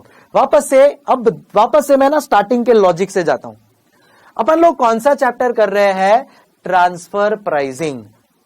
मैंने आप लोग को एक चीज बोली है, कोई भी चैप्टर चालू करना है मेरे को तो मैं किस नजरिए से सोचूंगा? सबसे फर्स्ट चीज मैं क्या बोलने वाला हूं तुम लोग को, कोई भी चैप्टर चालू करने के पहले, करेक्ट, हर चैप्टर चालू करने के पहले मैं आपको क्या बोलने वाला हूं? एब्सोल्युटली करेक्ट, मैं आपको बोलने वाला हूं बिजनेस के नजरिए से सोचो, धंधे के नजरिए से सोचो। तो जब मैं बिजनेस के नजरिए से सोचता हूं तो बिजनेस, एक ही चीज चाहिए बिजनेस को, और वो क्या है सर? बिजनेस को चाहिए प्रॉफिट। फिर मैंने आपको पूछा प्रॉफिट क्या है, तो आपने जवाब दिया sir profit is sales minus cost, which is selling price minus cost. मैं बोला एकदम सही बात है। अब मैंने इसको फर्दर बाइफरकेट करना चालू किया। मैंने आपको बोला कि ये सेलिंग प्राइस के दो एस्पेक्ट होते हैं, एक एक्सटर्नल सेलिंग प्राइस एंड दूसरा internal selling price. External selling price का मतलब जब मैं कोई प्रोडक्ट, जब मैं कोई गुड्स या सर्विसेज आउटसाइड मार्केट में सेल करता हूं तो मैं उसको सेलिंग प्राइस या मार्केट प्राइस कहता हूं। एंड जब मैं ये प्रोडक्ट इंटरनली ट्रांसफर करूंगा, जब मैं ये प्रोडक्ट इंटरनली ट्रांसफर करूंगा, मुझे इंटरनल ट्रांसफर के एक दो एग्जांपल देना तो, इंटरनल ट्रांसफर के एक दो एग्जांपल देना तो। Can I say milk and curd department of Amul, curd and butter milk department of Amul, can I say ये इंटरनल ट्रांसफर हुआ? तो जब इंटरनल ट्रांसफर होता है, वो इंटरनल ट्रांसफर के टाइम पे जो प्राइस चार्ज किया जाता है उस प्राइस को क्या बोलते हैं? Transfer price. पाली बोल रहा है statutory department to tax department, super Pali, nice example. So जब स्टैट्यूटरी डिपार्टमेंट कोई सर्विस के लिए चार्ज करेगा टैक्स डिपार्टमेंट को तो उसको क्या कहेंगे? Transfer price. So whenever there is a transfer of goods and services between transferor department and transferee department, it is called as internal transfer, and वो जो प्राइस पे ट्रांसफर हो रहा है उस प्राइस को कहते हैं ट्रांसफर प्राइस। वो जो प्राइस पे ट्रांसफर हो रहा है उस प्राइस को कहते हैं ट्रांसफर प्राइस। क्या मैं आप लोगों को क्लियर कर चुका हूं मेरी तरफ से ट्रांसफर प्राइस का basic concept? L&T company cement transfer to construction department Patna, absolutely correct, super. अब देखो, अब मजा आएगा। जैसे जब तुम खुद से अपना अपना एग्जांपल बना के मुझे देते जाओगे ना, तब पढ़ाने में और मजा आएगा। मैंने तो एक आप लोगों को अमूल का एग्जांपल दिया है, क्या इसे अमूल के अलावा और बतेरे एग्जांपल है, बतेरे एज इन बहुत सारे एग्जांपल है। अब वो सब एग्जांपल आप लोग को ध्यान में रखना है एंड समझना है। सो कैन आई से लॉजिकली, कॉन्सेप्चुअली सब लोग क्लियर हो गए? परफेक्ट, क्लियर है। चलो अब आप लोग को ये चीज लिखनी है। सर ये चीज बुक में है बट फिर भी लिख, देखो आप लोग को जब बुक मिलेगा ना,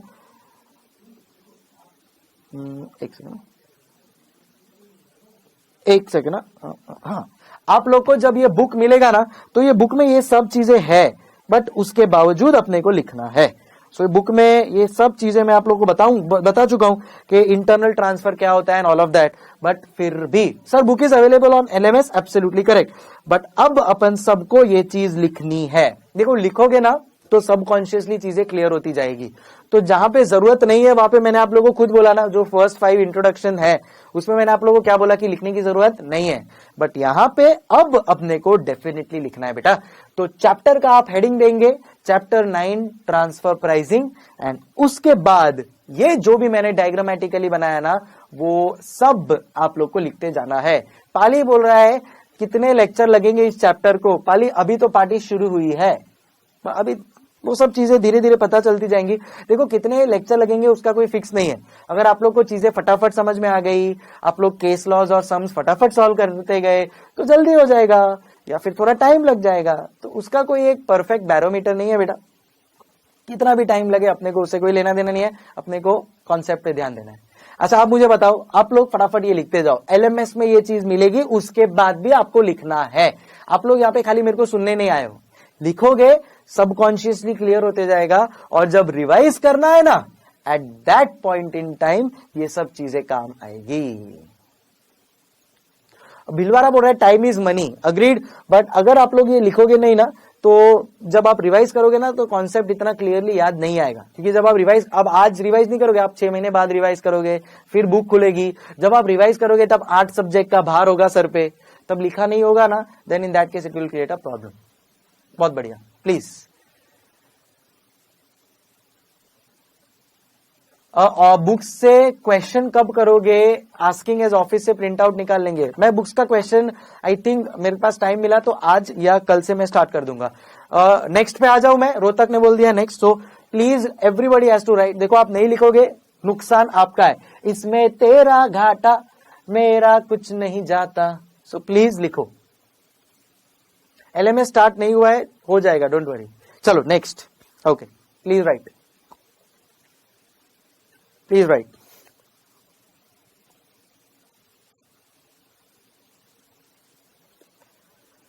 कुछ कुछ सेंटर्स के मेरे को सैस नहीं आ रहे हैं, क्यों भाई? तुम लोग का सैस चालू नहीं है या तुम पार्टिसिपेट नहीं कर रहे हो? पार्टिसिपेट करो, मजा आएगा। रेवड़ी सर आप तो सिंगर भी हो, अरे बिल्कुल।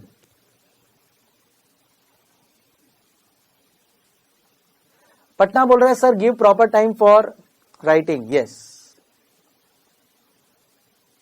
अहमदाबाद सर आपसे डर लगता है, क्यों रे? इतना हंसी मजाक तो कर रहा हूं, फिर क्यों डर लगता है? चेहरा ऐसा है मेरा? इट्स रेवाड़ी नॉट रेवड़ी, okay sorry, Rewari. Shastri Nagar finally बोला, थैंक यू शास्त्री नगर। ये सुभाष नगर भी है, वो लोग क्यों नहीं बोल रहे कुछ? सिरसा, ओके चलो ये हो गया लिख के। जैसे जैसे होते जाता है डन लिखते जाओ so that I can move. Shastri Nagar आज तो पहले से बोल रहे हैं, बहुत बढ़िया। Jodhpur next, okay done. चलो नेक्स्ट इस पे लिख लो। अब इसको एकदम मस्त डायग्रामेटिकली लिखना भाई लोग। अच्छा Shastri Nagar and Subhash Nagar both are same, okay okay okay, ठीक है सॉरी। सुभाष नगर में कितने लोग बैठे हो भाई? शास्त्री नगर में कितने लोग बैठे हो? ओके चलो 30, ओह वेरी नाइस।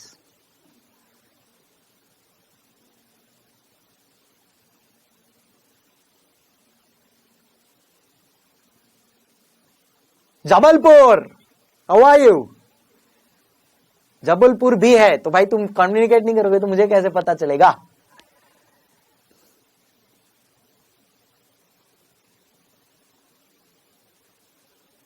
सर पूरे लेक्चर क्लास में रहेंगे या कुछ आवा पर रहेंगे? पुणे नहीं, पूरे लेक्चर क्लास में रहेंगे। सूरत कैंपशो पूरे लेक्चर क्लास में रहेंगे। आई थिंक अभी आवा का मुझे इतना सिस्टम पता नहीं है, तो कल मैं पूछ के बताऊंगा क्या रहेगा। फिलहाल तो पूरे लेक्चर क्लास में रहेंगे, आवा का सिस्टम मुझे अभी पता नहीं। मुजफ्फरनगर इंक्रीज द स्ट्रेंथ यार, अगर अच्छा लग रहा है तो तुम्हारे और भी स्टूडेंट को रेफर करो तो मजा आएगा। और भी क्या बोलते हो पब्लिक? सर आवा पे कौन से डेज रहेंगे अभी मुझे कुछ नहीं पता है। अहमदाबाद बोल रहे सर आप जसप्रीत बुमराह जैसे दिख रहे हो, कुछ भी। चलो I think we are done. सब लोग का ये लिखकर हो गया है। रेवाड़ी पूछ रहा है सर एग्जामिशन कैसे आएगी? कॉस्ट में आएगी भाई, अभी एटलीस्ट 15-20 लेक्चर तो होने दो, फिर तुमको समझेगा कैसे आएगी, अभी तो स्टार्ट हुआ है। मुजफ्फरनगर आप बॉम्बे से हो या कहीं और से? I am properly born and brought up in Mumbai. Nagpur hello, कसं काय?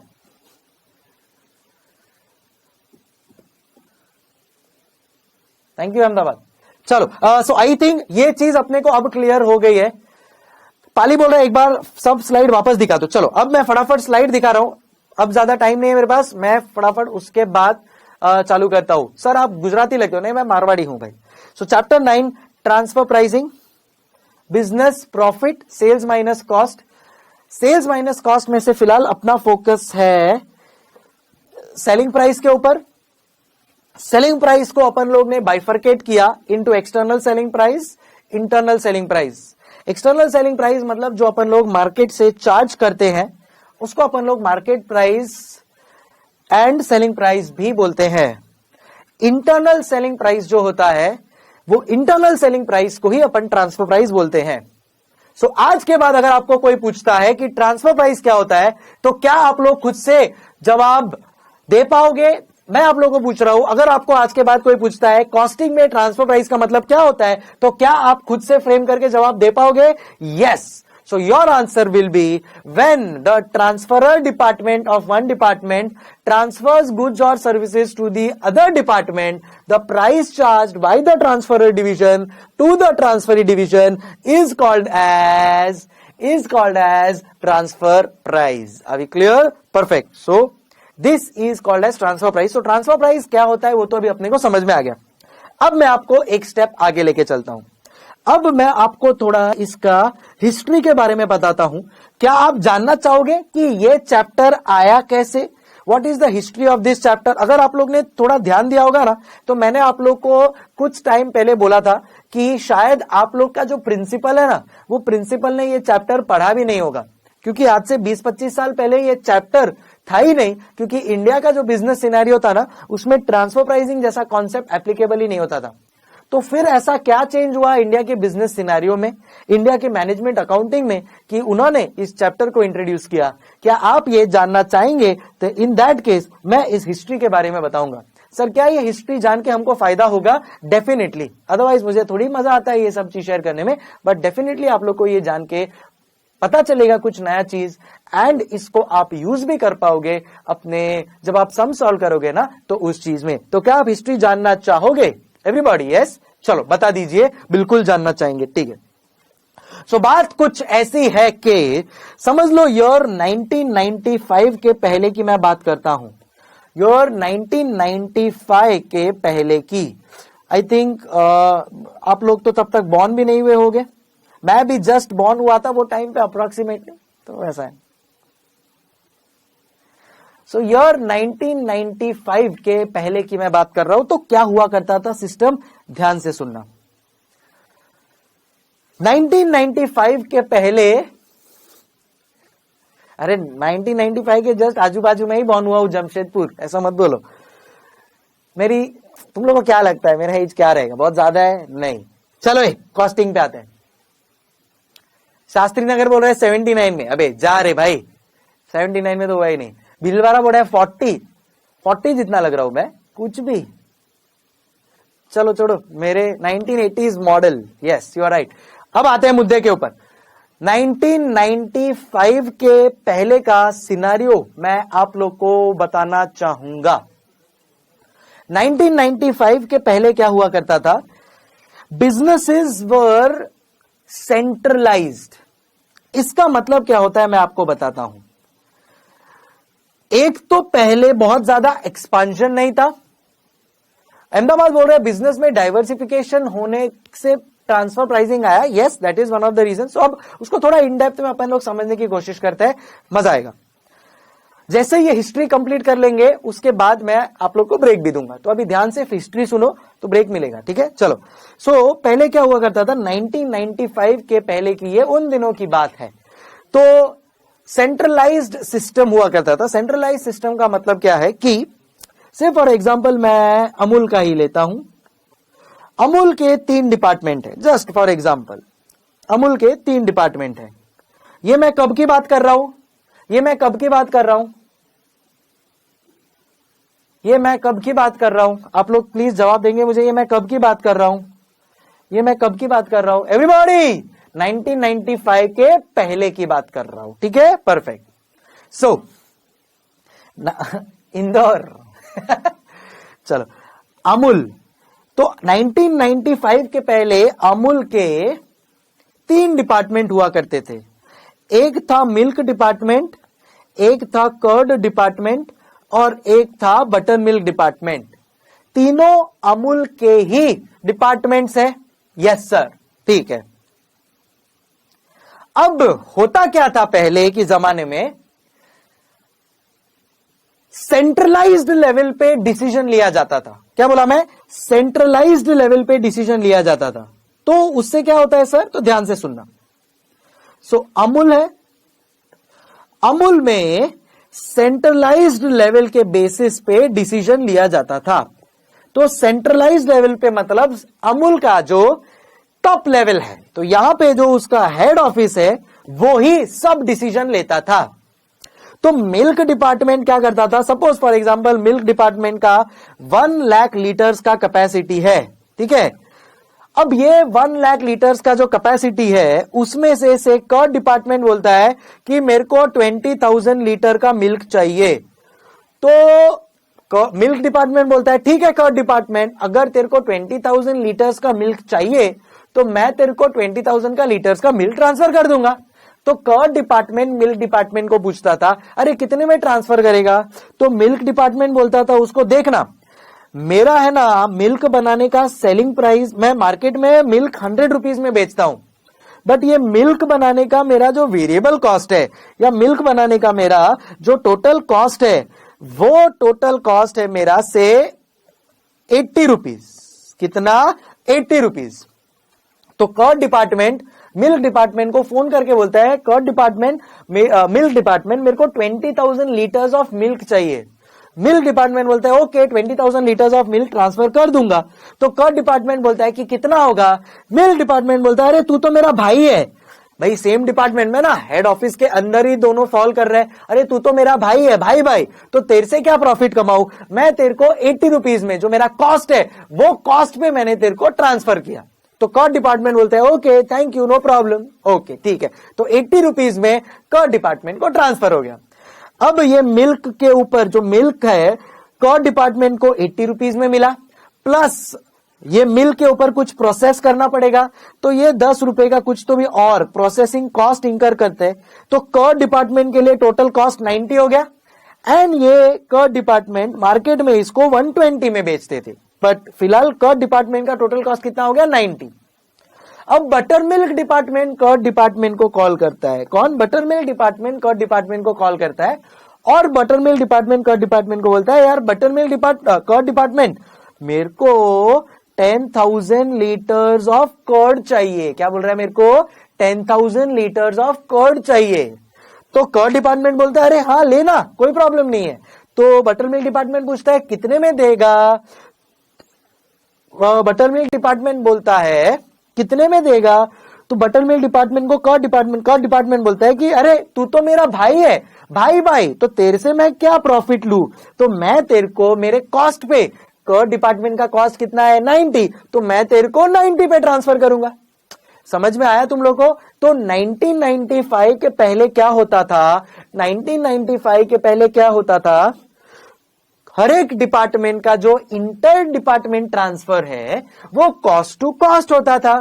तो मिल्क डिपार्टमेंट ने कर्ड डिपार्टमेंट को कॉस्ट पे ट्रांसफर किया विच इज 80, कर्ड डिपार्टमेंट ने बटर मिल्क को ट्रांसफर किया विच इज 90। तो कॉस्ट टू कॉस्ट ट्रांसफर हो रहा है, तो उसमें एक चार्टर्ड अकाउंटेंट की क्या जरूरत है?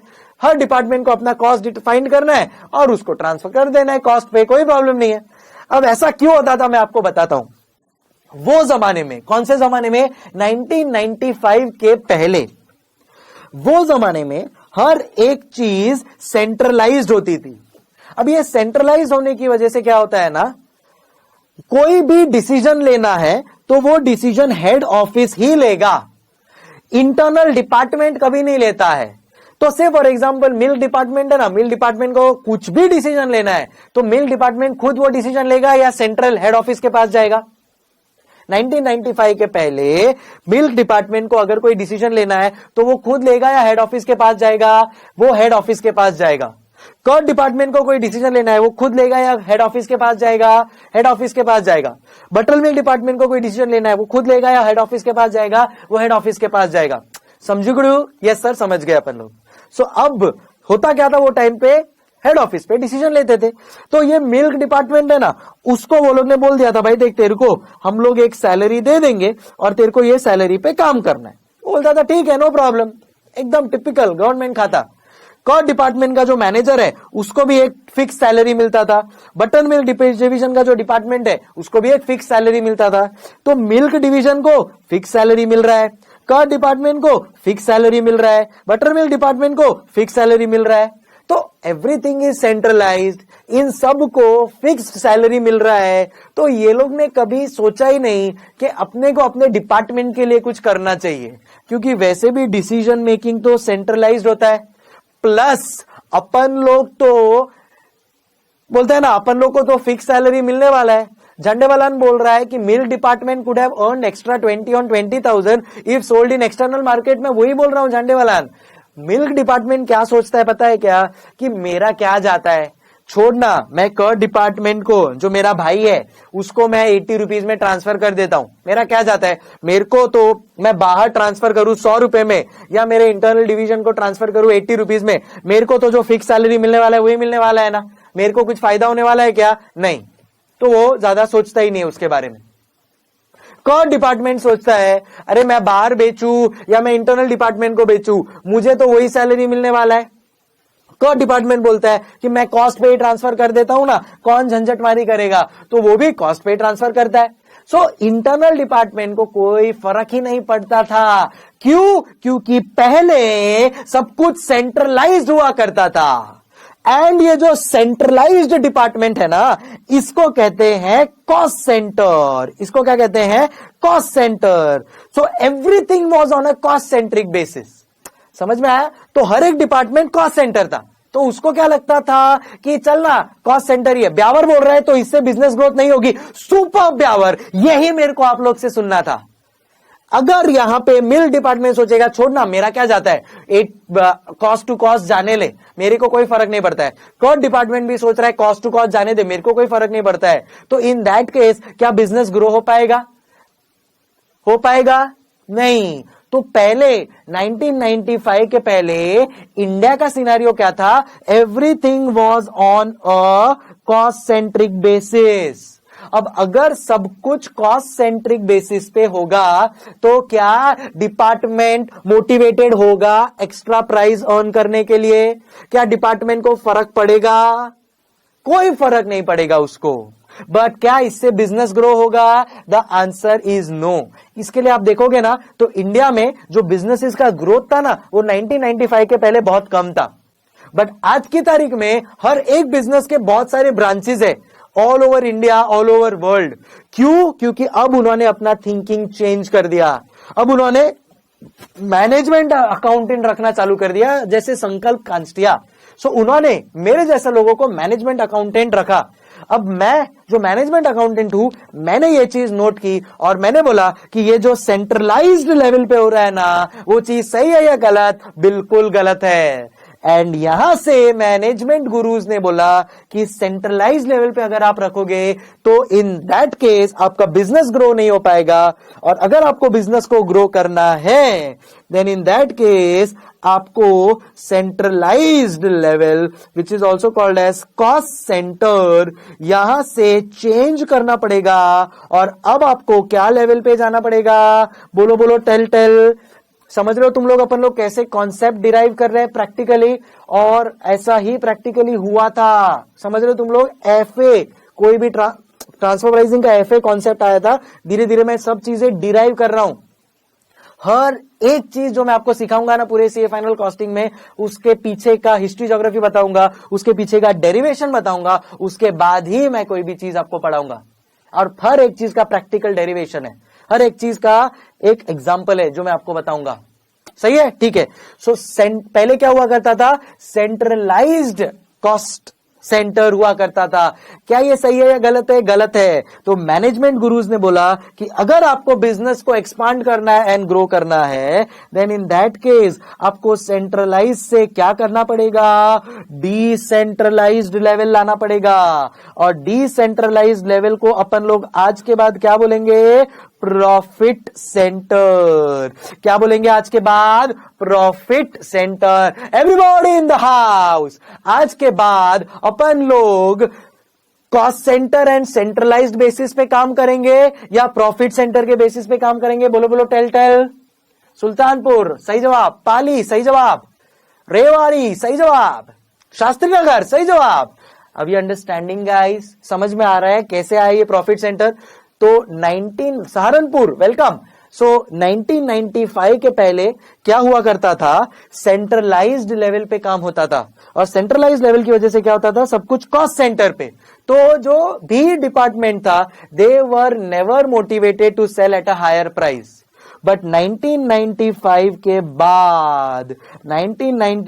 के बाद आप जैसे दिग्गजों का जन्म हुआ और आप जैसे दिग्गज लोग का जन्म हुआ, तो ऑब्वियसली चीजें अच्छी होगी। सो बिजनेस ग्रो करने के लिए ब्यावर बिजनेस ग्रो करने के लिए उन्होंने अपना सिस्टम चेंज किया एंड आज के बाद बोलने लगे कि डिसेंट्रलाइज्ड लेवल पे काम होगा, प्रॉफिट सेंट्रिक लेवल पे काम होगा। एंड अगर अब आप प्रॉफिट सेंट्रिक रखोगे तो इससे बिजनेस ग्रो होगा कि नहीं? यस और नो? Absolutely yes. तो प्रॉफिट सेंटर क्या होता है समझ में आ रहा है अब तुम लोग को?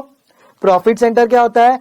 अब मैं मिल्क डिपार्टमेंट का जो हेड है ना, मिल्क डिपार्टमेंट के हेड ऑफ डिपार्टमेंट को मैं बुलाऊंगा और मैं उसको बोलूंगा, मिल्क डिपार्टमेंट के हेड ऑफ डिपार्टमेंट, आज के बाद आपको जो फिक्स्ड सैलरी मिल रही थी ना, वो फिक्स सैलरी तो मिलेगी, बट इसके साथ साथ आपको बोनस भी मिलेगा।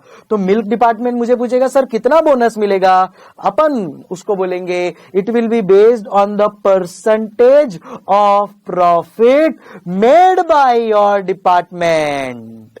तो अब से हम डिसेंट्रलाइज कर रहे हैं, और अगर हमने डिसेंट्रलाइज कर दिया, then in that case you will become the profit centre, head of profit centre. मतलब it is as good as कि आपकी खुद की कंपनी है ये, और जितना आप प्रॉफिट कमाओगे उतना ही आप इस सिनारियो में क्या अर्न कर पाओगे? सैलरी के ऊपर आपको बोनस भी मिलेगा। Same happens in big four, absolutely, क्योंकि वो मल्टीनेशनल कंपनी है। और मैंने ये चीज कहां पे सीखी पता है? जेपी मॉर्गन में। हमारा जो डिपार्टमेंट था ना, असेट मैनेजमेंट डिपार्टमेंट, उसके साथ भी ऐसा ही होता था। हमारे को इंसेंटिव दिया जाता था, हमारे को बोला जाता था कि आपको एक बजट दिया जाता है, उस बजट को अगर आपने एक्सीड कर दिया तो जो भी आप एक्सीड करोगे उसका एक परसेंटेज आपको सैलरी में ऐड हो जाएगा। उसको कहते हैं इंसेंटिव लिंक बोनस। तो इसको मालूम है, मैंने अभी आज एग्जाम्पल दिया था जहां पे मैंने तुमको बोला था payment should be based on performance.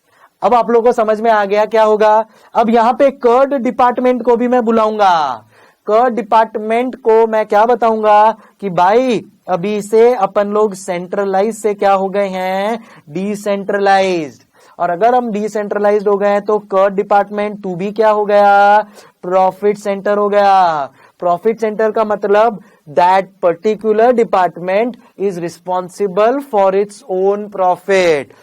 पहले ये डिपार्टमेंट को प्रॉफिट आए या ना आए उसको कोई फर्क नहीं पड़ता था, बट क्या अब मिल्क डिपार्टमेंट को फर्क पड़ेगा उसको प्रॉफिट अर्न करना है कि नहीं? यस। क्या अब कर्ड डिपार्टमेंट को फर्क पड़ेगा? यस। उसको अर्न करना है कि नहीं? फर्क पड़ेगा। अब यहां पे डिसेंट्रलाइजेशन हो गया है तो प्रॉफिट सेंट्रिक क्या बोलता है? भाई तुम्हारे को फिक्स सैलरी तो मिलेगा प्लस परसेंटेज ऑफ प्रॉफिट भी मिलेगा। अब यहां पे समझ में आने वाली बात यह है, अब मैं वापस से वही एग्जांपल पे जाता हूं। अब तक ये वाले एग्जांपल में अपन सेंट्रलाइज थे, बट अब अपन लोग क्या होने वाले हैं? डिसेंट्रलाइज्ड। एंड डिसेंट्रलाइज्ड का मतलब कॉस्ट सेंटर या प्रॉफिट सेंटर? बोलो बोलो, टेल। कॉस्ट सेंटर या प्रॉफिट सेंटर? बोलो बोलो, टेल। यस, जवाब है प्रॉफिट सेंटर। अब अगर मैं प्रॉफिट सेंटर पे हूं और अभी ये मिल्क डिपार्टमेंट है, मिल्क डिपार्टमेंट से 1 लाख लीटर का मिल्क बनाता है, और अभी उसको कर्ड डिपार्टमेंट से कॉल आया और कर्ड डिपार्टमेंट बोल रहा है यार मिल्क डिपार्टमेंट मेरे को 20,000 लीटर्स ऑफ मिल्क चाहिए। क्या अब मिल्क डिपार्टमेंट उसको अपने कॉस्ट पे विच इज 80 पे ट्रांसफर करना चाहेगा या 100 पे ट्रांसफर करना चाहेगा? समझ में आ रहा है? अब वो 80 पे ट्रांसफर करना चाहेगा या 100 पे ट्रांसफर करना चाहेगा? 100 पे। तो अब मिल्क डिपार्टमेंट कर्ड डिपार्टमेंट को बोलेगा हाँ कर्ड डिपार्टमेंट मैं तेरे को 20,000 लीटर्स भेजूंगा बट 100 रुपीज तेरे को पे करना पड़ेगा। तो कर्ड डिपार्टमेंट बोलेगा अरे मिल्क डिपार्टमेंट अपन दोनों तो भाई भाई है ना, तो तू मुझे 80 में बेचना। कर्ड डिपार्टमेंट चाहेगा कि कम से कम में वो खरीद ले। समझ रहे हो? कर्ड डिपार्टमेंट चाहेगा कि उसको 80 में मिल जाए।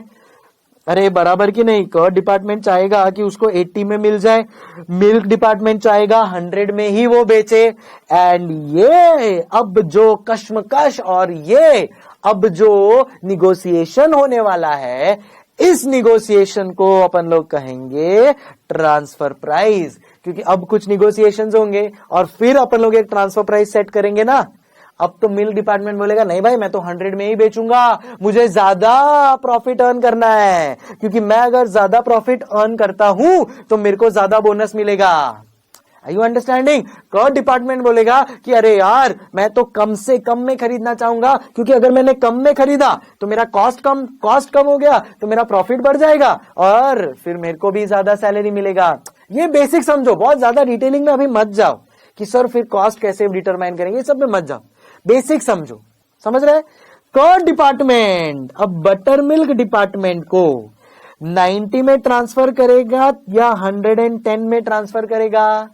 कर्ड डिपार्टमेंट 90 में ट्रांसफर करेगा या कितना रखा था अपन लोग ने कर्ड डिपार्टमेंट का 120, सॉरी। तो curd department butter milk department को 90 में ट्रांसफर करेगा या 120 में ट्रांसफर करेगा? अरे बोलो बोलो टेल टेल, अरे बोलो बोलो टेल टेल। हाँ, अब कर्ड डिपार्टमेंट बोलेगा बटर मिल्क को सुन मैं तेरे को 120 में ट्रांसफर करूंगा। बटर मिल्क डिपार्टमेंट बोलेगा हाइला ऐसा क्यों, तू तो मेरे को 90 में करना चाहिए ना, कॉस्ट टू कॉस्ट बेसिस पे अपन दोनों भाई भाई है। क्या ऐसा करेगा क्या curd department? The answer is no. And अब जब से डिसेंट्रलाइजेशन इंडिया में हुआ है विच इज आफ्टर 1995, जब से प्रॉफिट सेंट्रिक लेवल पे ये सब चीजें होने लगी ना, तब ये इंटरनल डिपार्टमेंट के जो ट्रांसफर है जो पहले कॉस्ट बेसिस पे हुआ करते थे, जब एक चार्टर्ड अकाउंटेंट की जरूरत ही नहीं थी, क्यों? क्योंकि सब कुछ कॉस्ट पे ही ट्रांसफर करना है, तो एक सीए की जरूरत ही नहीं थी, cost to cost transfer. But अब क्या कॉस्ट टू कॉस्ट ट्रांसफर होने वाला है क्या? नहीं। अब मिल्क डिपार्टमेंट अपना निगोशिएशन करके प्राइस बढ़ाना चाहेगा, कर्ड डिपार्टमेंट अपना निगोशिएशन करके प्राइस कम करना चाहेगा। ये निगोशिएशन, ये सब चीजें अब किसके ऊपर डिपेंड करेगी? इन दोनों डिपार्टमेंट के डिमांड एंड सप्लाई पे। एंड अब जब ये डिमांड सप्लाई आ गया, अब जब ये प्राइसिंग मेथोडोलॉजी आ गया जिसको अपन ने ट्रांसफर प्राइस का नाम दिया है, तब क्या ये नॉर्मल अकाउंटेंट, क्या एक नॉर्मल मुनीम ये कर पाएगा या उसके लिए एक चार्टर्ड अकाउंटेंट की जरूरत पड़ेगी? अब मेरे को बताओ, are we understanding? And that is where the entry of a chartered accountant started. तो अब यहां पे जब 1995 के बाद डिसेंट्रलाइजेशन हुआ, प्रॉफिट सेंटर बेसिस पे रखने चालू किया, at that point in time यहां पे अपन लोग ने डिसाइड किया कि अब से अपन लोग क्या करने वाले हैं, हर एक चीज पे एक प्रॉपर ट्रांसफर प्राइस डिटरमाइन करेंगे, जो शायद कॉस्ट से ज्यादा हो, जो शायद मार्केट प्राइस से कम हो, जो कुछ बीच में निगोशिएट हो, आई डोंट नो, वो सब चीजें अब आपने को आगे सीखनी है। बट समझ में आ गया ट्रांसफर प्राइस चैप्टर कहां से आया? डिसेंट्रलाइजेशन एंड प्रॉफिट सेंटर, ये जब कॉन्सेप्ट इंट्रोड्यूस हुआ इंडिया के बिजनेस में, तब अपने को समझ में आया कि यस, अब ट्रांसफर प्राइसिंग एप्लीकेबल होगा। Clear everybody? सो ट्रांसफर प्राइस क्या होता है ये मैं आप लोगों को समझा चुका हूं, एंड ट्रांसफर प्राइस का जो हिस्ट्री था जिसकी वजह से ये आया, क्यों अब अपन लोग ये ट्रांसफर प्राइस रखेंगे, क्योंकि अब हर एक डिपार्टमेंट प्रॉफिट सेंट्रिक और डिसेंट्रलाइज्ड हो गया है। अगर वो प्रॉफिट सेंट्रिक और डिसेंट्रलाइज्ड हो गया है तो वो अपना प्राइसिंग मेथोडोलॉजी उस हिसाब से चार्ज करना चाहेगा, and therefore came the concept of transfer price. अब अगर आप मुझे बोल देते हो कि सर आपने जो दो कॉन्सेप्ट सिखाए, एक ट्रांसफर प्राइस क्या होता है एंड दूसरा ट्रांसफर प्राइस का कॉन्सेप्ट कहां से डिराइव हुआ, अगर आप मुझे बोलते हो कि यस सर समझ में आ गया, देन इन दैट केस मैं आप लोग सब लोग को एक ब्रेक देना चाहूंगा। सब लोग की तरफ से मुझे एक कंफर्मेशन चाहिए।